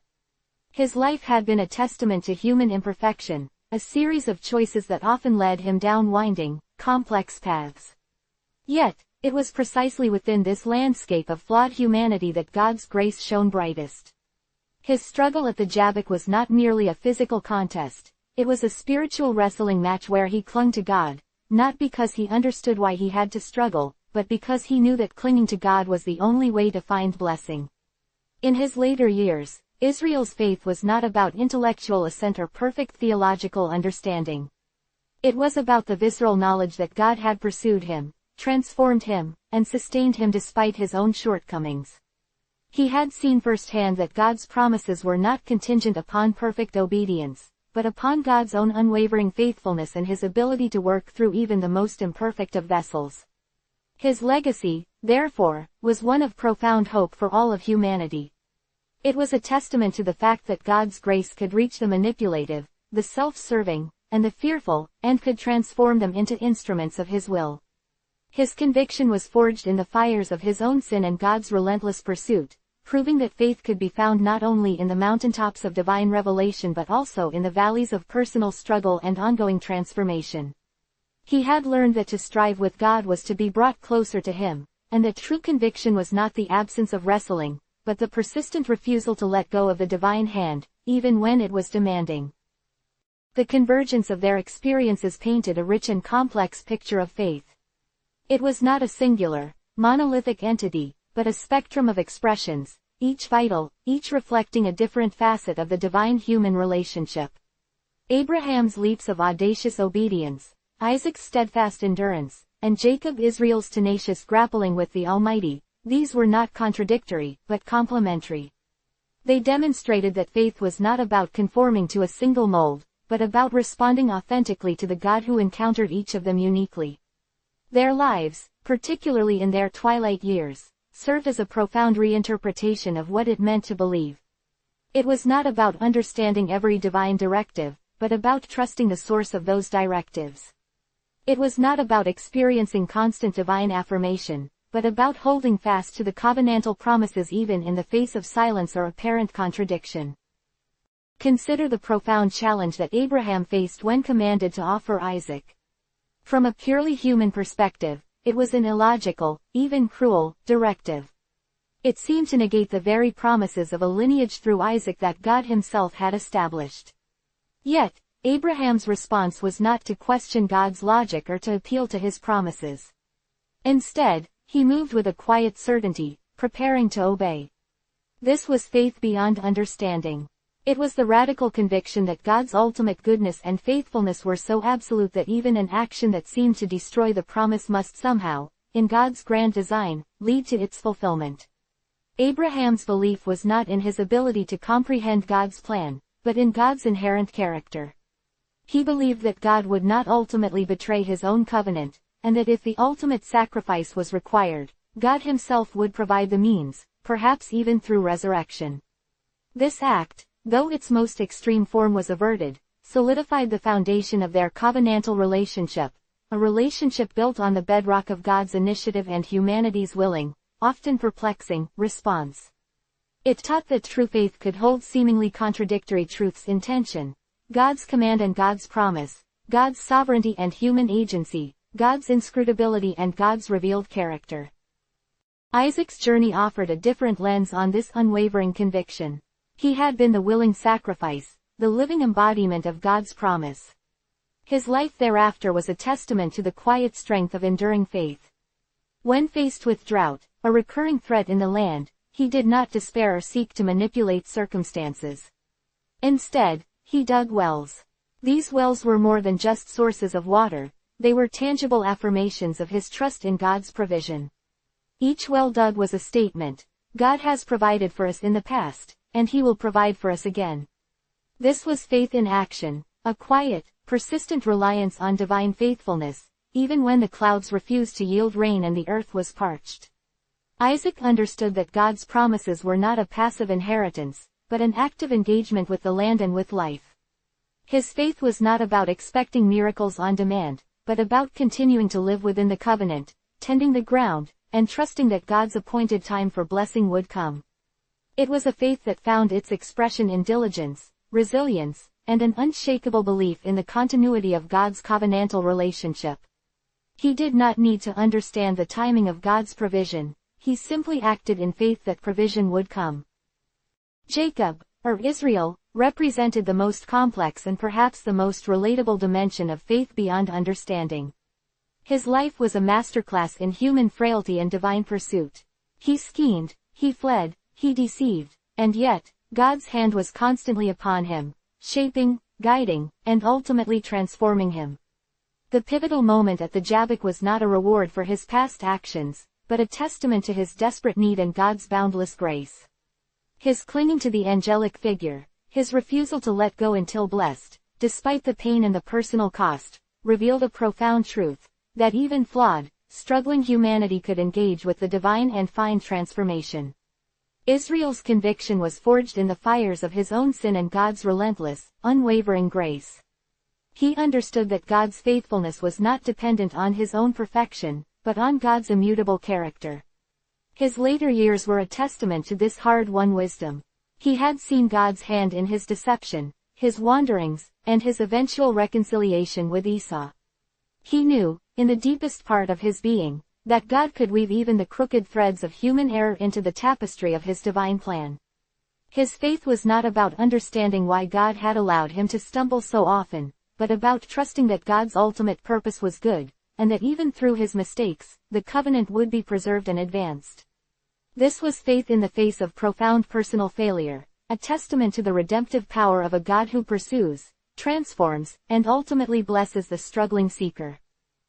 The Patriarchs' lives, in their concluding chapters, served as a powerful narrative against the notion that faith requires complete comprehension. They were men who encountered the divine in ways that often defied easy explanation. Abraham's willingness to sacrifice Isaac was not an act of unquestioning submission to arbitrary power, but a profound trust in a God whose character was perceived to be higher than human logic.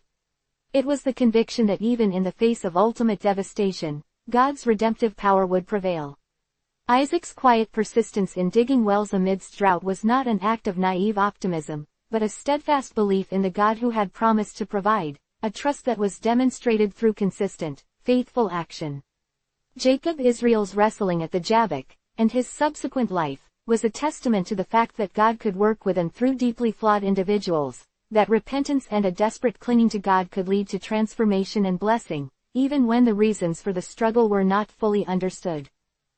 Their final days were not characterized by a desire to explain away the inexplicable, but by a deep and abiding peace rooted in relationship.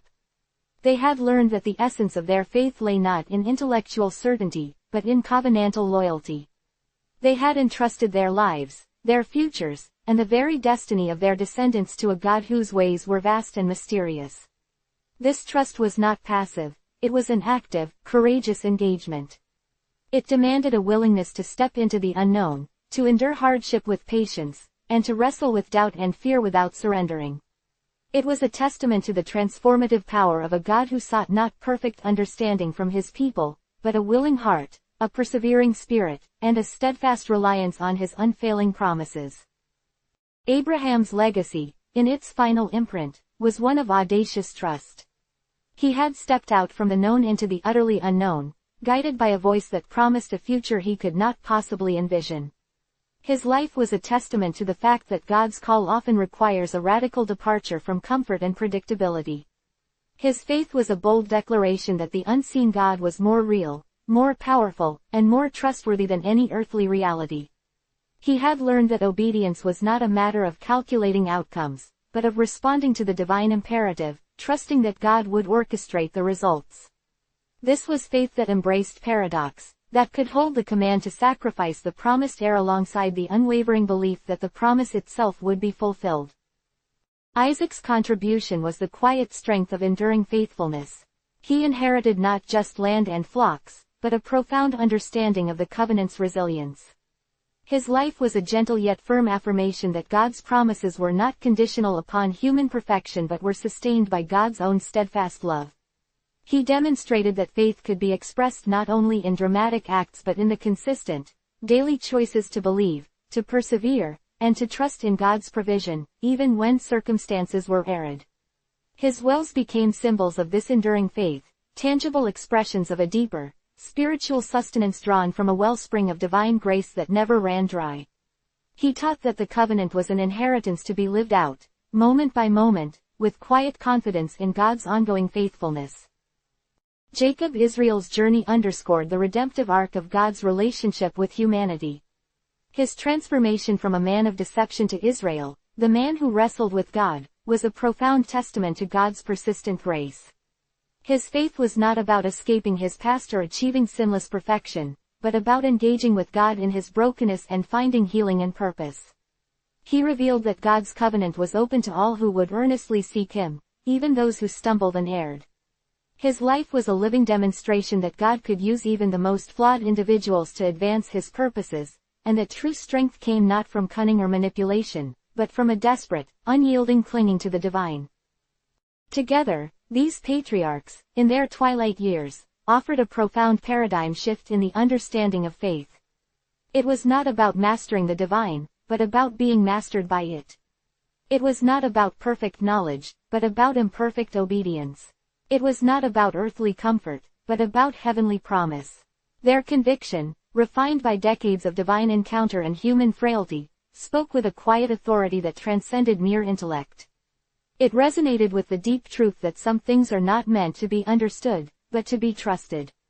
The near sacrifice of Isaac, the digging of wells in barren lands, the wrestling by the Jabbok, these were not isolated incidents but chapters in a grand narrative of faith that dared to believe in the unseen, to obey the inexplicable, and to endure through suffering, all because of an unwavering conviction in the character of the God they served.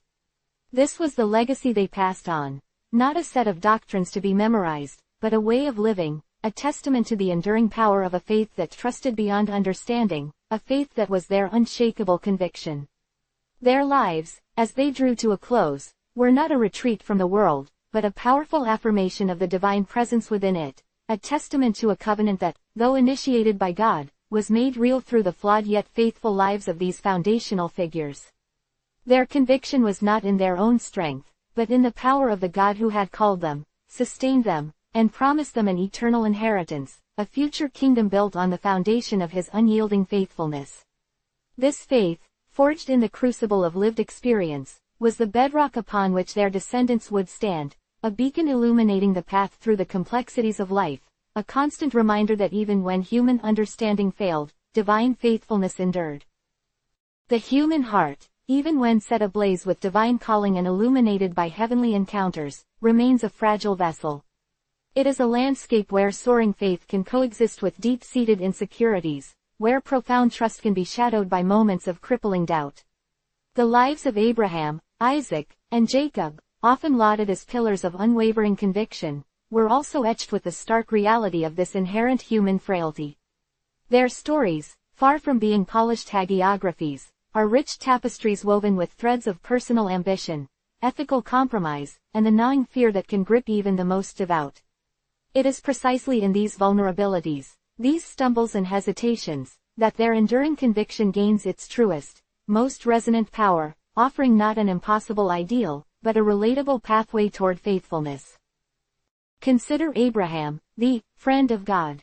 His journey began with a radical act of obedience, leaving behind all he knew at God's spoken command. Yet, even this titan of faith faltered. In the land of Egypt, faced with famine, fear seized him. He instructed his wife, Sarah, to claim she was his sister, a deception born of self-preservation that risked not only Sarah's honor but also the very lineage God had promised him. This was not a man operating with perfect, unwavering insight. This was a man, terrified for his life, resorting to a human, albeit flawed, strategy. The narrative does not shy away from this lapse. It reveals that even in the nascent stages of his walk with God, when the promises were still fresh and the divine voice a recent marvel, the primal instinct for survival, intertwined with the anxieties of an uncertain future, could lead to a compromise of truth. His later actions, such as taking Hagar as a concubine to sire a child for Sarah, further illustrate this struggle. Driven by Sarah's impatience and a human desire to fulfill the promise of progeny through his own means, Abraham participated in a plan that, while seemingly practical, ultimately sowed seeds of conflict and hardship that would plague his descendants for generations. These were not the actions of a flawless prophet, they were the deeply human responses of a man wrestling with impatience, with societal norms, and with the agonizing slowness of divine fulfillment. His conviction was not the absence of these failures, but his persistent, albeit sometimes faltering, return to God's path after each misstep. It was his willingness, however delayed or imperfectly expressed, to realign himself with the divine will that truly marked his enduring faith. Isaac, the son of promise, a living testament to God's faithfulness, also bore the marks of human weakness. Though he inherited the covenant, his life was not devoid of the anxieties that plagued his father. Like Abraham, Isaac found himself in unfamiliar territory during a time of famine. And like Abraham, he too resorted to a deception, instructing his wife Rebekah to say she was his sister when Abimelech, the king of the Philistines, saw her. The narrative mirrors the earlier account with Sarah, highlighting a recurring pattern of fear manifesting as untruth. This repetition is crucial. It suggests that the covenantal blessings did not magically erase inherent human tendencies towards self-preservation at any cost. Isaac's faith, though grounded in the miraculous birth that defied natural laws, was still tested by the very real threat of violence in a land where he was a stranger. He had witnessed firsthand the precariousness of his family's position. His conviction was not a shield against fear, but a framework within which he had to learn to navigate it. The fact that Abimelech observed Isaac, sporting, with Rebekah, a tender intimacy that would betray their sibling claim, further underscores the delicate balance he maintained. He was not living in constant, overt fear, but in a state of watchful apprehension, a human reality that often necessitates calculated risks and, in his case, a recourse to deception. Furthermore, Isaac's later life was marked by the deep distress caused by the rivalry between his sons, Esau and Jacob. His clear preference for Esau, and his plan to bless him despite God's pronouncement that the elder would serve the younger, reveals a profound human bias and a willingness to override divine intent for personal affection.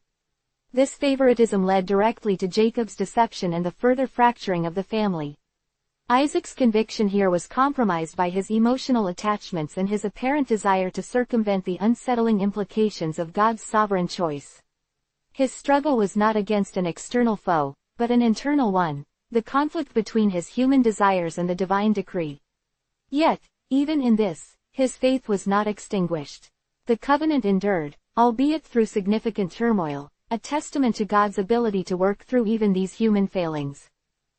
Jacob, the most complex of the patriarchs, offers perhaps the most poignant exploration of human frailty within the narrative of faith. His life was, from its inception, a testament to cunning, ambition, and a willingness to manipulate circumstances to his advantage. His early years were defined by the rivalry with his brother Esau, a rivalry he actively fueled through deceit. The infamous incident of the stew and the birthright, followed by the elaborate deception to steal Esau's blessing, are stark examples of his ethical compromises. He actively sought to gain what he believed was his due, or perhaps more, through means that were decidedly ungodly. This was not the behavior of a man guided solely by divine whispers. This was the product of a deeply ingrained self-interest and a fervent desire for prominence. His flight from Esau, a consequence of his own actions, led him to Bethel, where he experienced a profound divine encounter, the vision of the ladder reaching to heaven. Yet, even in the wake of such a revelation, his vow was conditional: if God will be with me, and keep me in this way that I am going, and will give me bread to eat and clothing to wear, so that I come again to my father's house in peace, then the Lord shall be my God. This was not the unconditional devotion of a mature believer, but a transactional agreement, a pragmatic bargain struck with the Almighty. His subsequent years with Laban further illustrate his struggle. He was caught in a web of deceit, both perpetrating and experiencing it. He desired Rachel, but was tricked into marrying Leah first. He then endured 14 years of relentless labor, characterized by constant manipulation of his wages by Laban, a mirror of the very tactics he had employed. His journey was a continuous process of learning and transformation, often painfully acquired.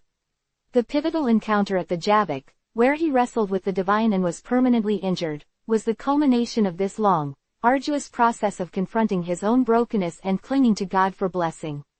His limp became a physical manifestation of his struggle, a constant reminder that true strength often emerged from weakness, and that his identity was no longer Jacob the deceiver, but Israel, the one who had struggled with God and prevailed.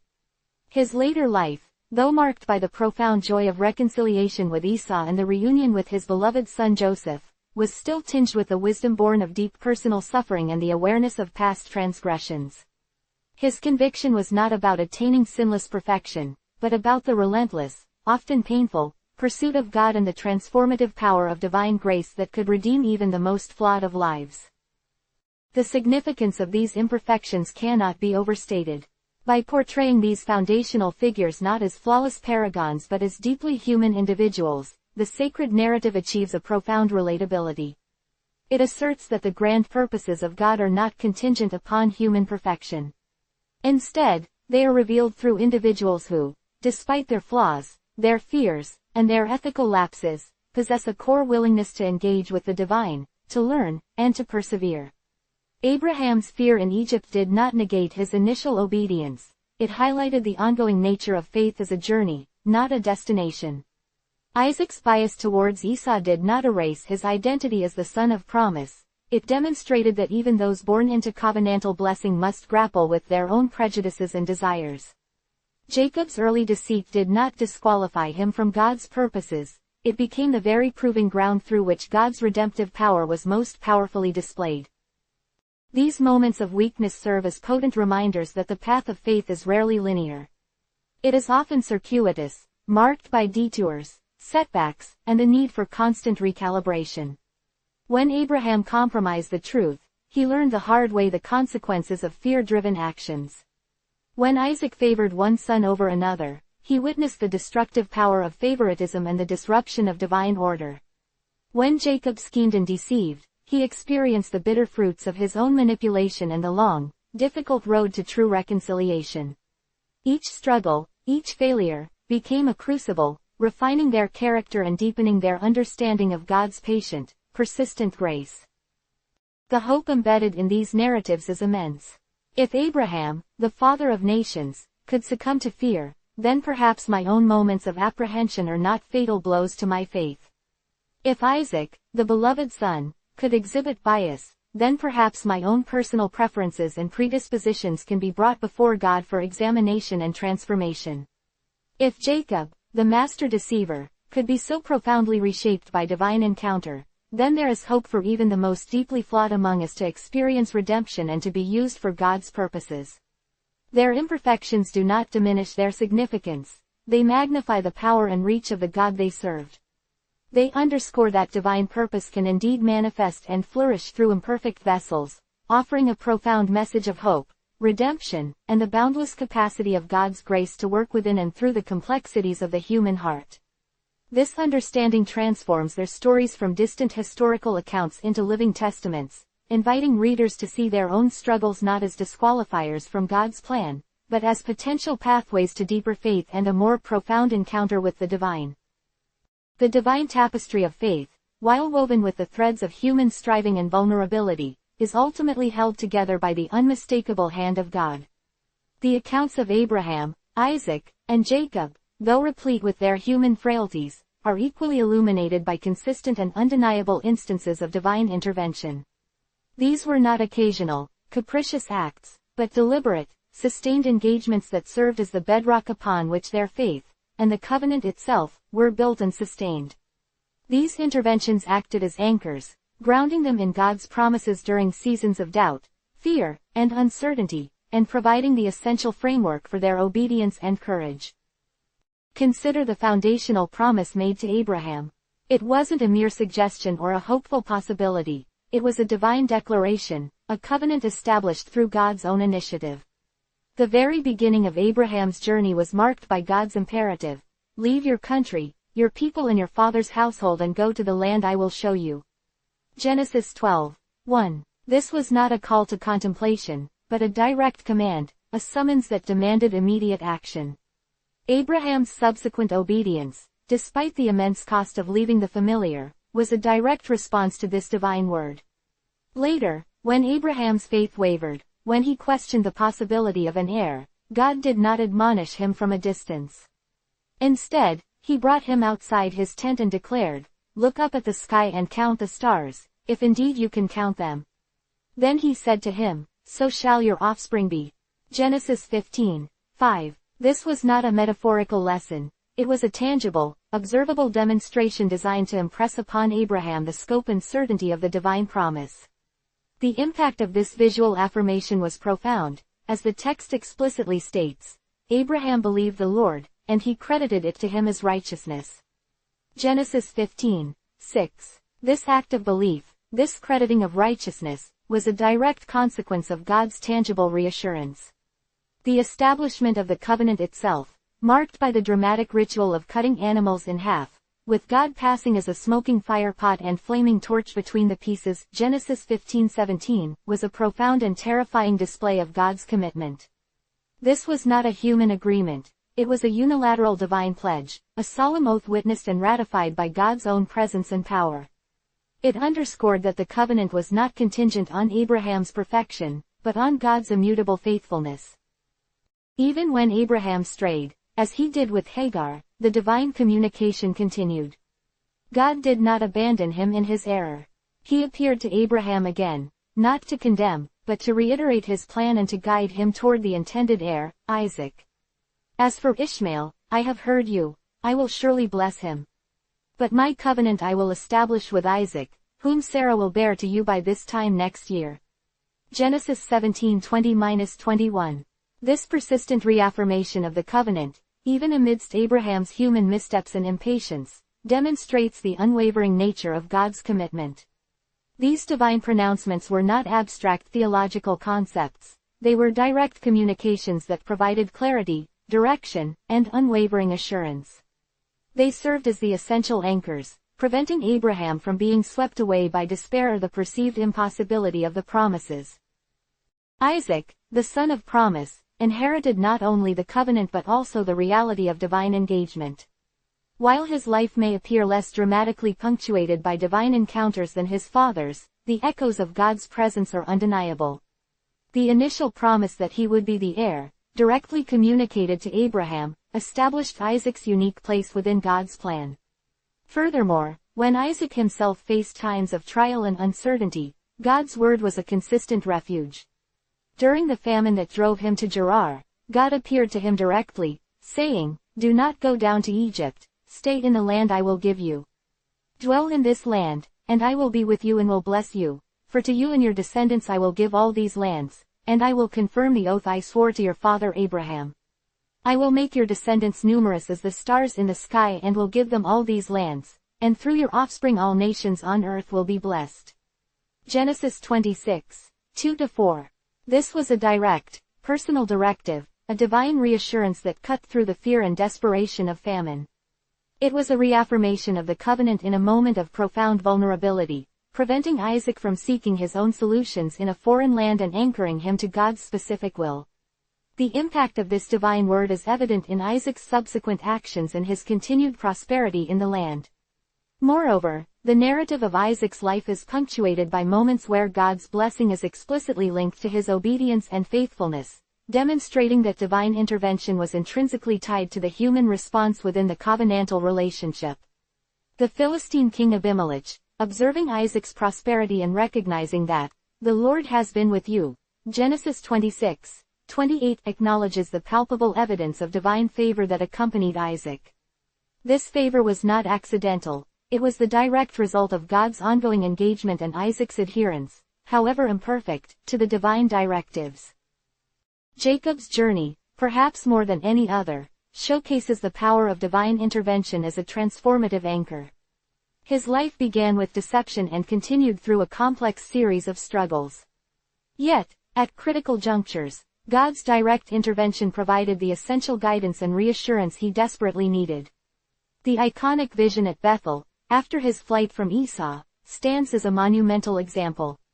As Jacob lay down with a stone for a pillow, exhausted and alone, he dreamt of a ladder reaching from earth to heaven, with angels ascending and descending. And at the top of the ladder stood the Lord, who declared, "I am the Lord, the God of your father Abraham and the God of Isaac. I will give you and your descendants the land on which you are lying. Your descendants will be like the dust of the earth, and you will spread out to the west and to the east, to the north and to the south. All peoples on earth will be blessed through you and your offspring. I am with you and will watch over you wherever you go, and I will bring you back to this land. I will not leave you until I have done what I have promised you." Genesis 28:13-15. This was not a passive vision, it was an active revelation, a direct reaffirmation of the covenant promises by God himself. The detailed repetition of the promises made to Abraham and Isaac, specifically tailored to Jacob, served as a powerful anchor against the despair of his solitary flight and the guilt of his past actions. The vision provided him with a divine mandate and the assurance of God's unwavering presence and protection. His subsequent vow, though framed conditionally, demonstrated the profound impact of this encounter. "If God will be with me and keep me safe on this journey I am taking and give me food and clothing, so that I return safely to my father's household, then the Lord will be my God." Genesis 28:20-21. This was a pivotal moment where divine intervention directly shaped Jacob's understanding of God and his own place within the divine plan.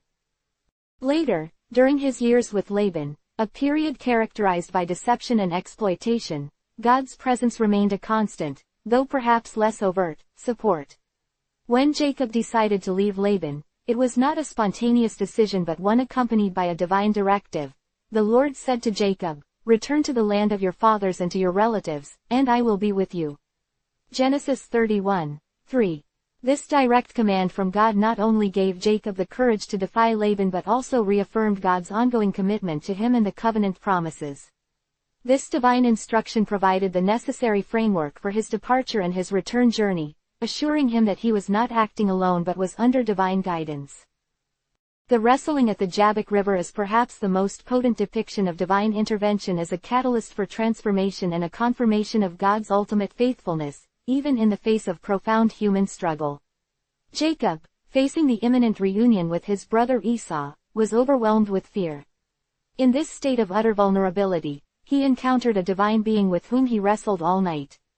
The struggle was fierce, a physical and spiritual battle that left Jacob permanently injured. Yet, in his brokenness, he clung to his divine opponent, pleading, "I will not let you go unless you bless me." Genesis 32:26. The response was not rejection, but a renaming and a blessing. "Your name will no longer be Jacob, but Israel, because you have struggled with God and with humans and have overcome." Genesis 32:28. This divine encounter, this wrestling match, was not merely a symbolic event. It was a profound intervention that redefined Jacob's identity and reaffirmed his place within God's covenant. His limp, a constant physical reminder of the struggle, also served as a testament to God's power to transform, to heal, and to bless even through affliction. It was a profound anchor, grounding his future endeavors in the reality of his divine encounter and the new identity forged in that struggle. These moments of divine intervention, the promises, the visions, the angelic encounters, and the direct dialogue, were not simply supernatural embellishments to their lives. They were the very fabric of their faith, the anchors that held them steady in the storms of life. For Abraham, the divine promise of offspring was initially incomprehensible, yet God's persistent word and tangible signs anchored him to the hope of a future he could not yet see. For Isaac, facing famine and uncertainty, God's direct command to remain in the land was the anchor that kept him tethered to God's plan, preventing him from seeking refuge in easier, but ultimately disobedient, paths. For Jacob, a life marked by manipulation and fear, the vision at Bethel and the wrestling at Jabbok were divine anchors that fundamentally reshaped his identity and his understanding of God's enduring faithfulness. These divine interactions provided the divine framework within which their earthly endeavors were understood and undertaken. They were not merely passive recipients of divine favor, they were active participants in a covenantal relationship sustained by God's consistent and deliberate engagement. These moments underscore that their enduring conviction was not solely a product of their inner resolve, but a direct response to the unwavering anchor of divine intervention, which provided the certainty, the guidance, and the power to persevere. The narrative consistently illustrates that while human frailty was a constant element, God's active presence and promises were the unshakable foundation, providing the divine assurance that allowed these patriarchs to navigate their complex lives and fulfill their destined roles in the unfolding purposes of God. Their faith was not built on self-reliance, but on a profound and sustained reliance on the divine anchor, a reliance that saw them through personal failings and external challenges alike.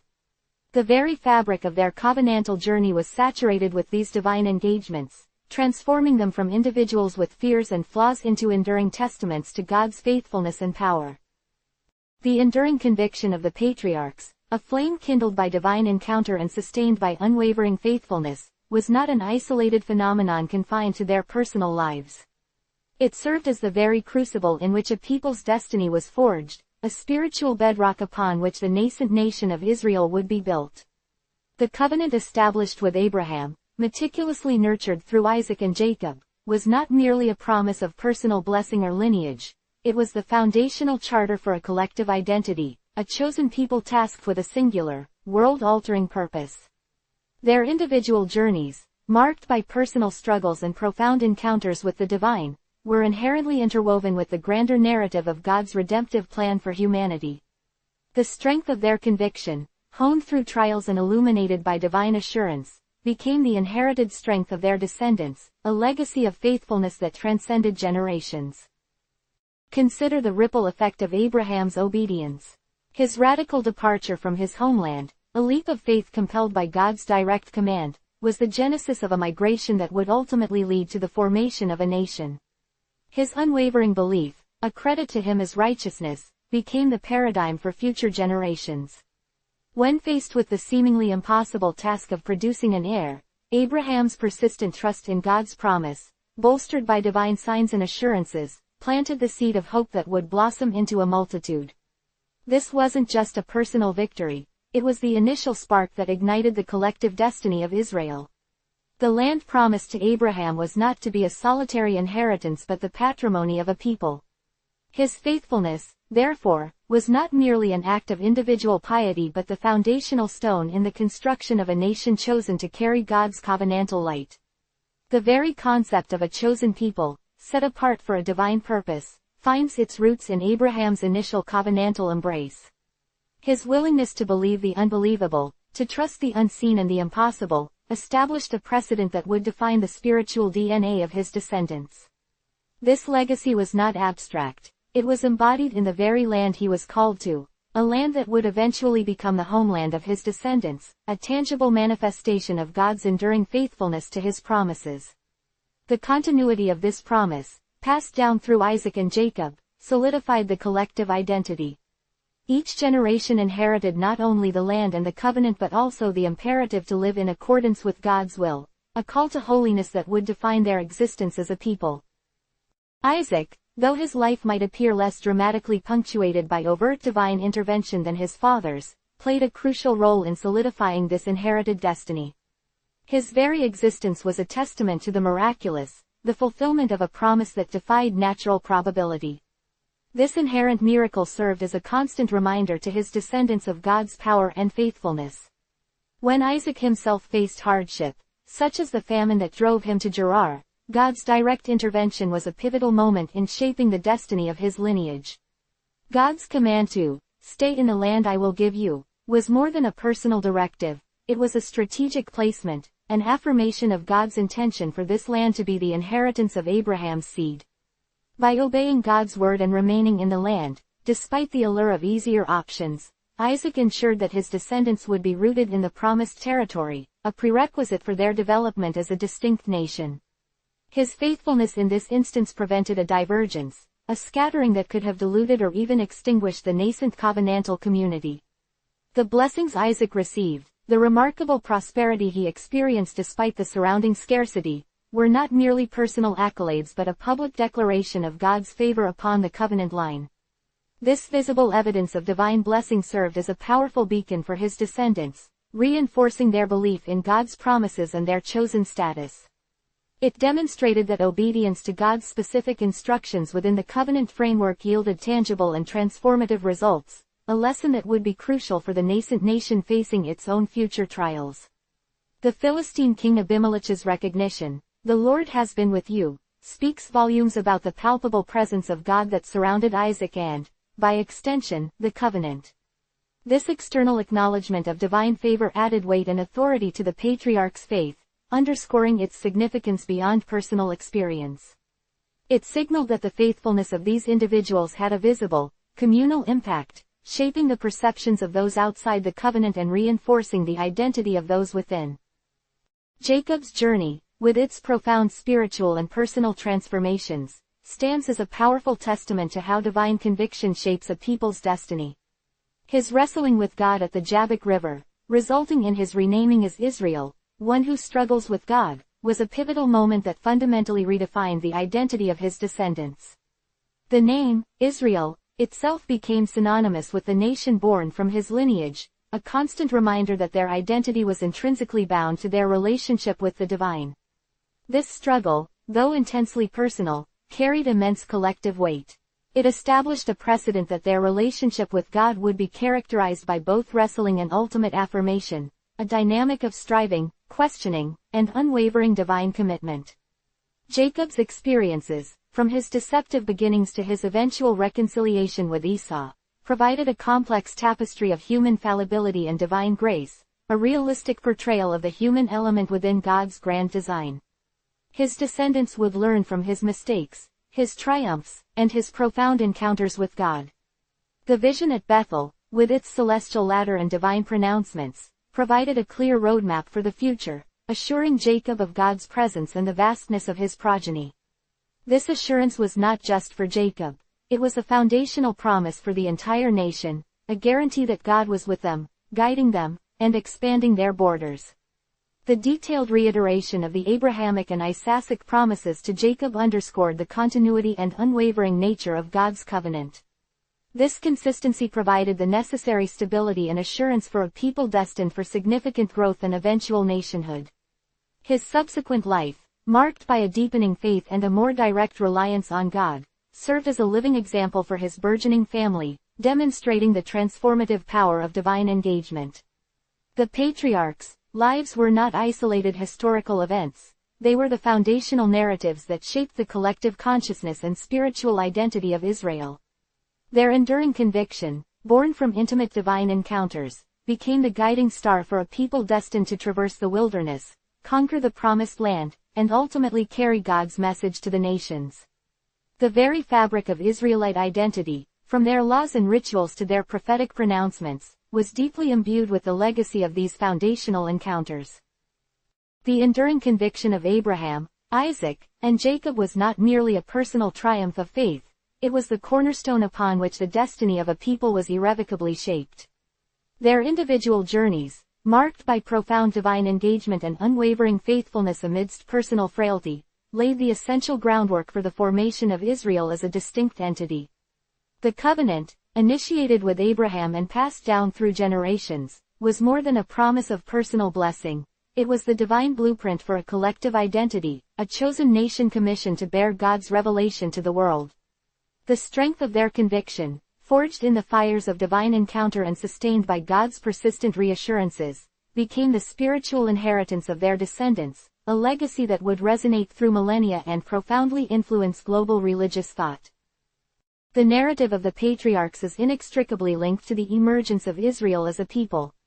Abraham's initial act of faith, leaving behind the familiar for the unknown, a direct response to God's imperative, was the genesis of a migration that would eventually culminate in a nation.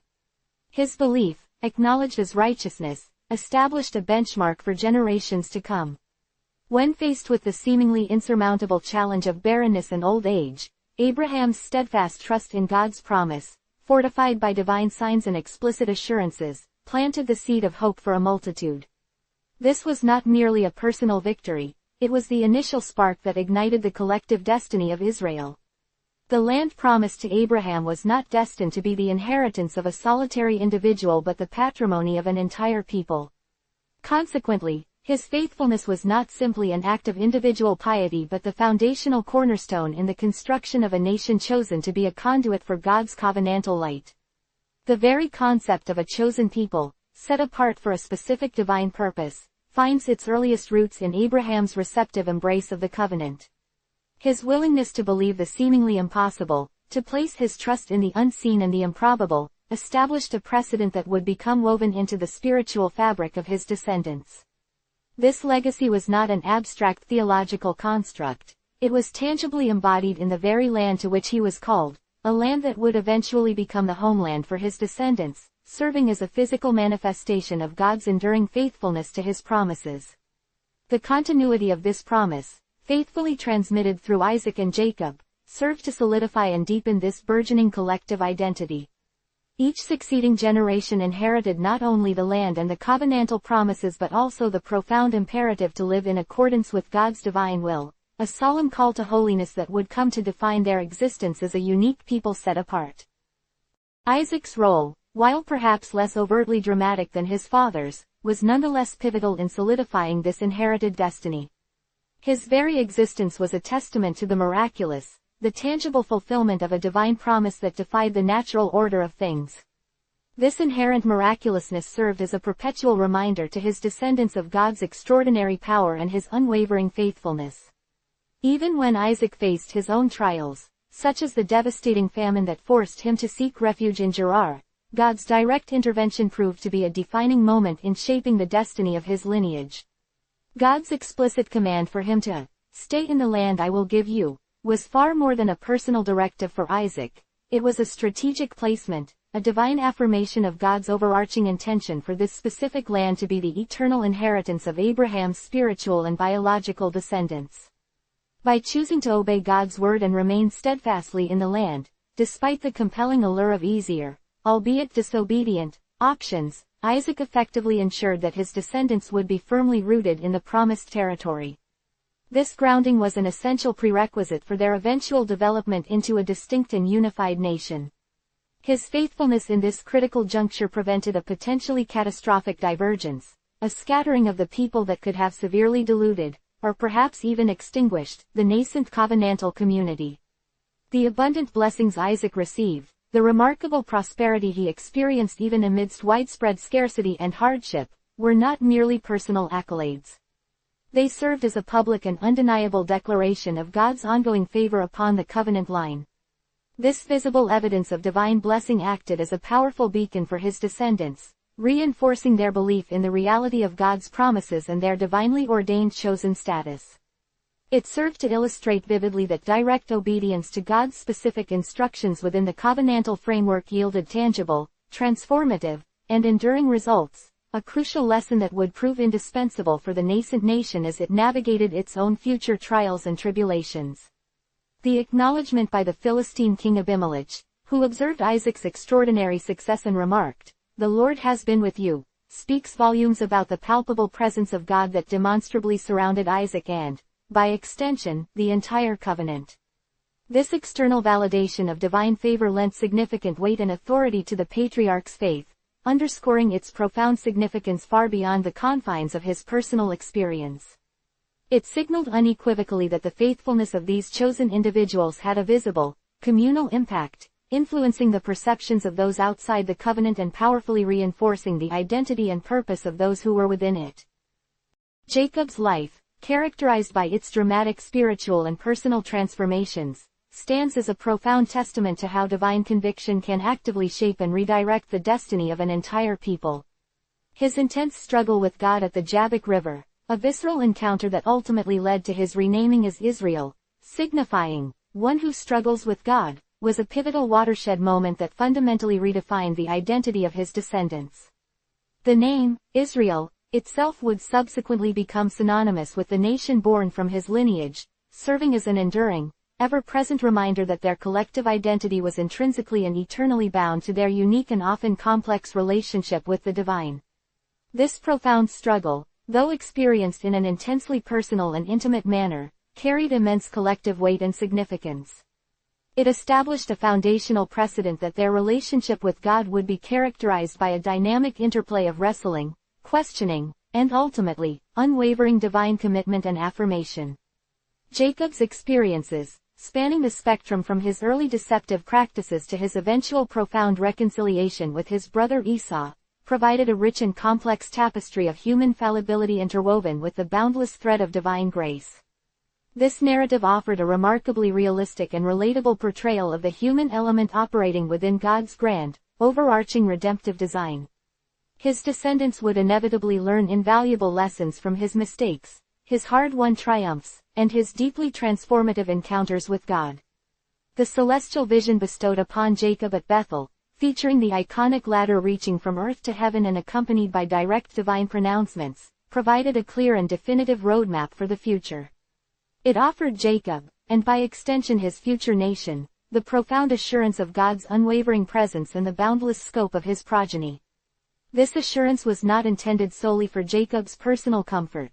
It was a foundational promise designed to imbue the entire nascent nation with a sense of divine purpose and destiny, a guarantee that God was intimately with them, actively guiding their steps, and destined to expand their borders exponentially. The detailed reiteration of the Abrahamic and Isaacic promises to Jacob served to underscore the unwavering continuity and immutable nature of God's covenantal faithfulness.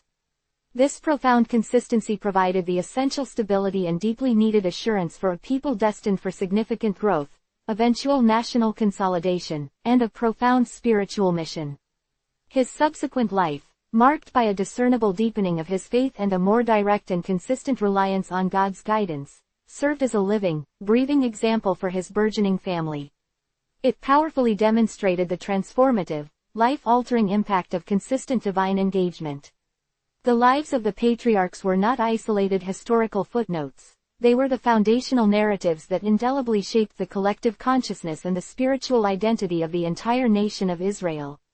Their enduring conviction, meticulously born from intimate and transformative divine encounters, became the guiding star, the unerring compass, for a people destined to traverse the vast wilderness, conquer the promised land, and ultimately, to carry God's divine message of salvation to all the nations of the earth. The very fabric of Israelite identity, from their divinely ordained laws and intricate rituals to their inspired prophetic pronouncements, was deeply and inextricably imbued with the profound and enduring legacy of these foundational encounters with the divine. Their unwavering conviction became the spiritual DNA of a people, shaping their destiny and echoing through the ages. The echoes of their faith, resonating from the lives of Abraham, Isaac, and Jacob, were not confined to the ancient plains of Canaan. They became a living testament, a vibrant tapestry woven into the very fabric of Israelite identity, and their significance continues to reverberate through the corridors of time, offering profound lessons to those who seek to understand the intricate dance between humanity and the divine. The narrative of these patriarchs is far more than a historical recounting.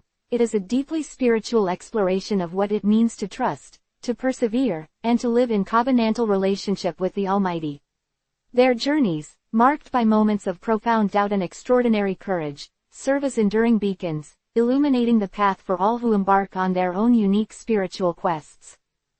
Consider, for a moment, the sheer audacity of Abraham's initial leap of faith. Called from a life of comfort and familiarity, he was commanded to leave all that he knew for a land unseen, a future uncertain, guided only by the whispered promise of a God he had only just begun to know. This was not a passive acceptance of fate, it was an active, courageous engagement with the divine. His willingness to uproot his entire existence, to entrust his well-being and the future of his lineage to an invisible hand, speaks volumes about the nature of true conviction. It was a conviction born not of blind obedience, but of a deep, internal resonance with the divine voice, a recognition of a higher calling that superseded all earthly ties. This act of radical obedience laid the groundwork for a new way of living, a paradigm shift that would define a people and, ultimately, impact the spiritual landscape of the world. When Abraham faced the agonizing test of offering up his beloved son Isaac, his struggle was palpable. The internal conflict between paternal love and divine command must have been a torment of unimaginable proportions. Yet, in his ultimate willingness to surrender what was most precious to him, Abraham demonstrated the ultimate triumph of faith over natural inclination. This was not a demonstration of divine cruelty, but a profound lesson in the nature of sacrifice and the absolute sovereignty of God. It taught his descendants that true faith often demands the relinquishing of our most cherished possessions, our deepest desires, and even our own will, in favor of God's greater plan. This act of profound selflessness cemented his legacy as the father of faith, not because he was perfect, but because he was willing to be utterly obedient, even when it defied human logic and broke his heart. Isaac, though often seen as a bridge between his father and his son, possessed his own unique brand of enduring conviction. His life was a living testament to the miraculous, a constant, tangible reminder of God's faithfulness. Born in defiance of natural law, a testament to God's power to bring life from barrenness, Isaac was himself a walking miracle. This inherent miracle was not just a historical event, it was a perpetual signpost for his descendants, a constant whisper reminding them that with God, nothing is impossible. His willingness to remain in the land, despite the devastating famine that drove others to seek sustenance elsewhere, was an act of quiet but profound faith. God's directive to stay was not merely a geographical instruction, it was an affirmation of the covenantal promise, a strategic placement that ensured the continuity of the lineage within the promised land. This adherence to divine guidance, even when it seemed counterintuitive, demonstrated a deep trust in God's ultimate provision. The prosperity he experienced, even in times of scarcity, was not a matter of mere luck or natural advantage. It was a visible manifestation of divine favor, a tangible reward for his obedience. The fact that the Philistine king, Abimelech, recognized the palpable presence of God around Isaac spoke volumes. It was an external validation, a confirmation that Isaac's faith was not an internal, private matter, but a force that had a discernible impact on the world around him, influencing the perceptions of those outside the covenant and solidifying the identity of those within. This outward recognition underscored the power of a life lived in covenant, a life where God's presence was not merely an abstract concept but a tangible reality. Jacob's journey, perhaps the most complex and relatable of the three, offers a profound exploration of the wrestling nature of faith. His renaming as Israel, one who struggles with God, is not an indictment but an affirmation. It acknowledges that a genuine relationship with the divine is often characterized by profound introspection, questioning, and even conflict. Jacob's life was a testament to the fact that God does not demand perfect adherence from the outset, but rather a willingness to engage, to wrestle, and to ultimately yield to his purposes. His early life, marked by deception and self-reliance, serves as a stark reminder of human frailty. Yet, it is precisely within this human imperfection that God's grace shines most brightly. His encounters at Bethel, the vision of the ladder connecting earth to heaven, and the reiteration of the covenantal promises, were not just singular events but transformative experiences that shaped his understanding of God and his own destiny. These were not isolated moments of divine revelation but foundational experiences that would inform the spiritual consciousness of his descendants for generations to come. The profound reconciliation with his brother Esau, a testament to the power of forgiveness and divine intervention, demonstrated that even deeply ingrained enmities could be overcome through a willingness to embrace God's path of reconciliation. Jacob's evolving faith, from a self-serving pursuit of blessing to a profound reliance on God, became a living lesson for his ever-growing family. He demonstrated that faith is not static, it is a dynamic, evolving journey of deepening trust and commitment. His life story provided a realistic portrayal of the human struggle with faith, a struggle that is not a sign of weakness but an integral part of the spiritual journey. It showed that even those who grapple with doubt and imperfection can be chosen, transformed, and used by God to fulfill His redemptive purposes. The collective legacy of the patriarchs is a powerful testament to the enduring nature of faith. Their stories, etched into the very bedrock of Israelite identity, continue to inspire and challenge us. They teach us that faith is not always a comfortable, serene experience. It often involves moments of profound uncertainty, difficult choices, and even agonizing struggle. Abraham's audacious obedience, Isaac's quiet perseverance, and Jacob's relentless wrestling, each represents a vital facet of a living, dynamic faith. They remind us that God's promises are steadfast, even when our own understanding falters, and that His faithfulness is the anchor that holds us firm amidst life's tempests. The covenant established with Abraham was not a one-time event, it was a living relationship, passed down through generations, constantly being tested, reaffirmed, and deepened. The patriarchs' conviction was not a passive inheritance, it was an active engagement with the divine, a constant striving to live in accordance with God's will, even when it demanded immense personal sacrifice. The enduring relevance of their narratives lies in their profound humanity. These were not distant, ethereal beings, but men and women who grappled with doubt, fear, and temptation, just as we do today. Abraham questioned God's plan for Sarah, Isaac feared for his life, and Jacob schemed and wrestled. Yet, it was precisely within these moments of vulnerability that their faith was forged and tested, revealing its extraordinary resilience. Their stories offer a profound insight into the complex, often paradoxical, relationship between humanity and the divine. They show us that God does not shy away from our imperfections but rather invites us into a transformative relationship where our weaknesses can become a platform for His strength. The lessons embedded in their lives are not abstract theological principles, they are practical guides for navigating the complexities of our own spiritual journeys. They teach us the importance of listening to the divine whisper amidst the noise of the world, of having the courage to step out into the unknown, and of persevering through trials with an unwavering hope in God's promises. The patriarchs' unwavering conviction became the spiritual DNA of a nation, shaping its laws, its rituals, and its very understanding of itself. This legacy of faithfulness transcended geographical boundaries and temporal limitations, becoming a foundational element in the spiritual heritage of billions. The narrative of the patriarchs serves as a powerful reminder that faith is an active, participatory process. It is not a passive reception of divine grace, but a courageous and ongoing engagement with the divine will. Abraham's willingness to leave his homeland, Isaac's steadfastness in the promised land, and Jacob's relentless struggle, all demonstrate a profound commitment to a God who actively shapes and guides human lives. These stories implore us to consider our own journeys.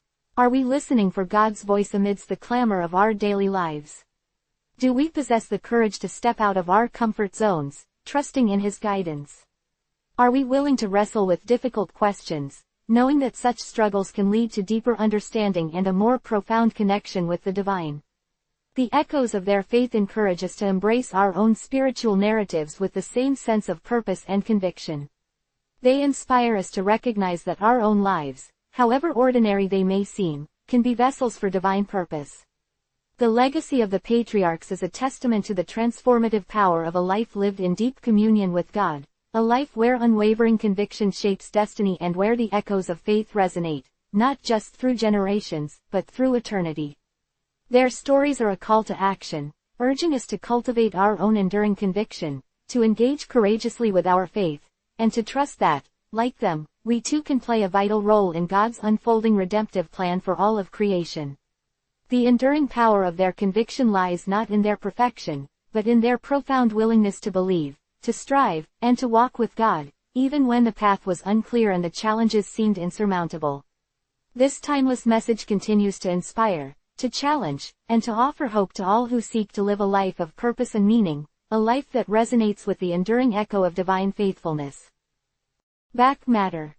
The journey to bring the stories of the patriarchs to life has been one of deep personal reflection and spiritual growth, and as such, I am profoundly grateful for the many hands and hearts that have supported this endeavor.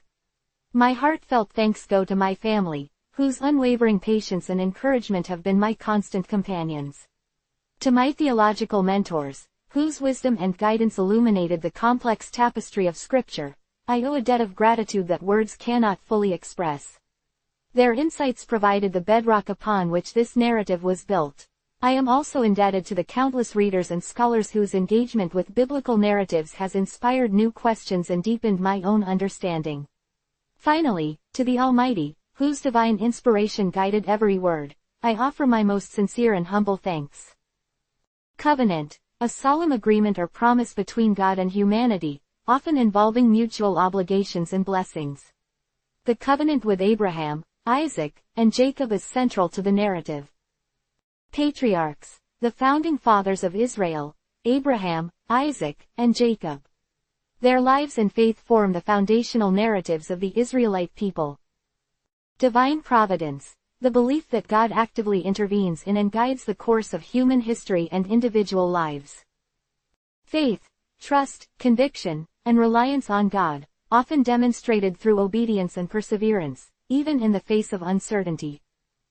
Canaan, the land promised by God to Abraham and his descendants, considered the promised land. Bethel, a significant religious site where Jacob experienced a pivotal vision of a ladder connecting heaven and earth. Israel, the new name given to Jacob, meaning, one who struggles with God, signifying a profound spiritual transformation and a new identity. The foundational texts for this work are the Hebrew Scriptures, particularly the Book of Genesis. Specific passages that inform the narratives of the patriarchs include Genesis chapters 12 to 25 Abraham, Genesis chapters 21 to 27 Isaac, Genesis chapters 25 to 50 Jacob, Israel. Further theological and historical insights have been drawn from scholarly works on biblical interpretation, ancient Near Eastern history, and the theology of the Old Testament. A comprehensive bibliography of consulted resources can be found in the expanded scholarly edition of this work. Michael Neal is a devoted scholar and storyteller with a deep-seated passion for exploring the intersection of faith and narrative. Holding degrees in theological studies, Michael Neal has spent years immersed in the rich tapestry of biblical texts, seeking to uncover the enduring relevance of ancient wisdom for contemporary life. With a keen eye for character and a profound respect for spiritual journeys, Michael Neal crafts narratives that are both intellectually stimulating and emotionally resonant. This exploration of the patriarchs represents a culmination of years dedicated to understanding the foundations of faith and the timeless principles that continue to guide seekers across generations. Michael Neal resides in the Bay Area, where he continues to write and inspire readers to connect with the profound depths of their own spiritual paths.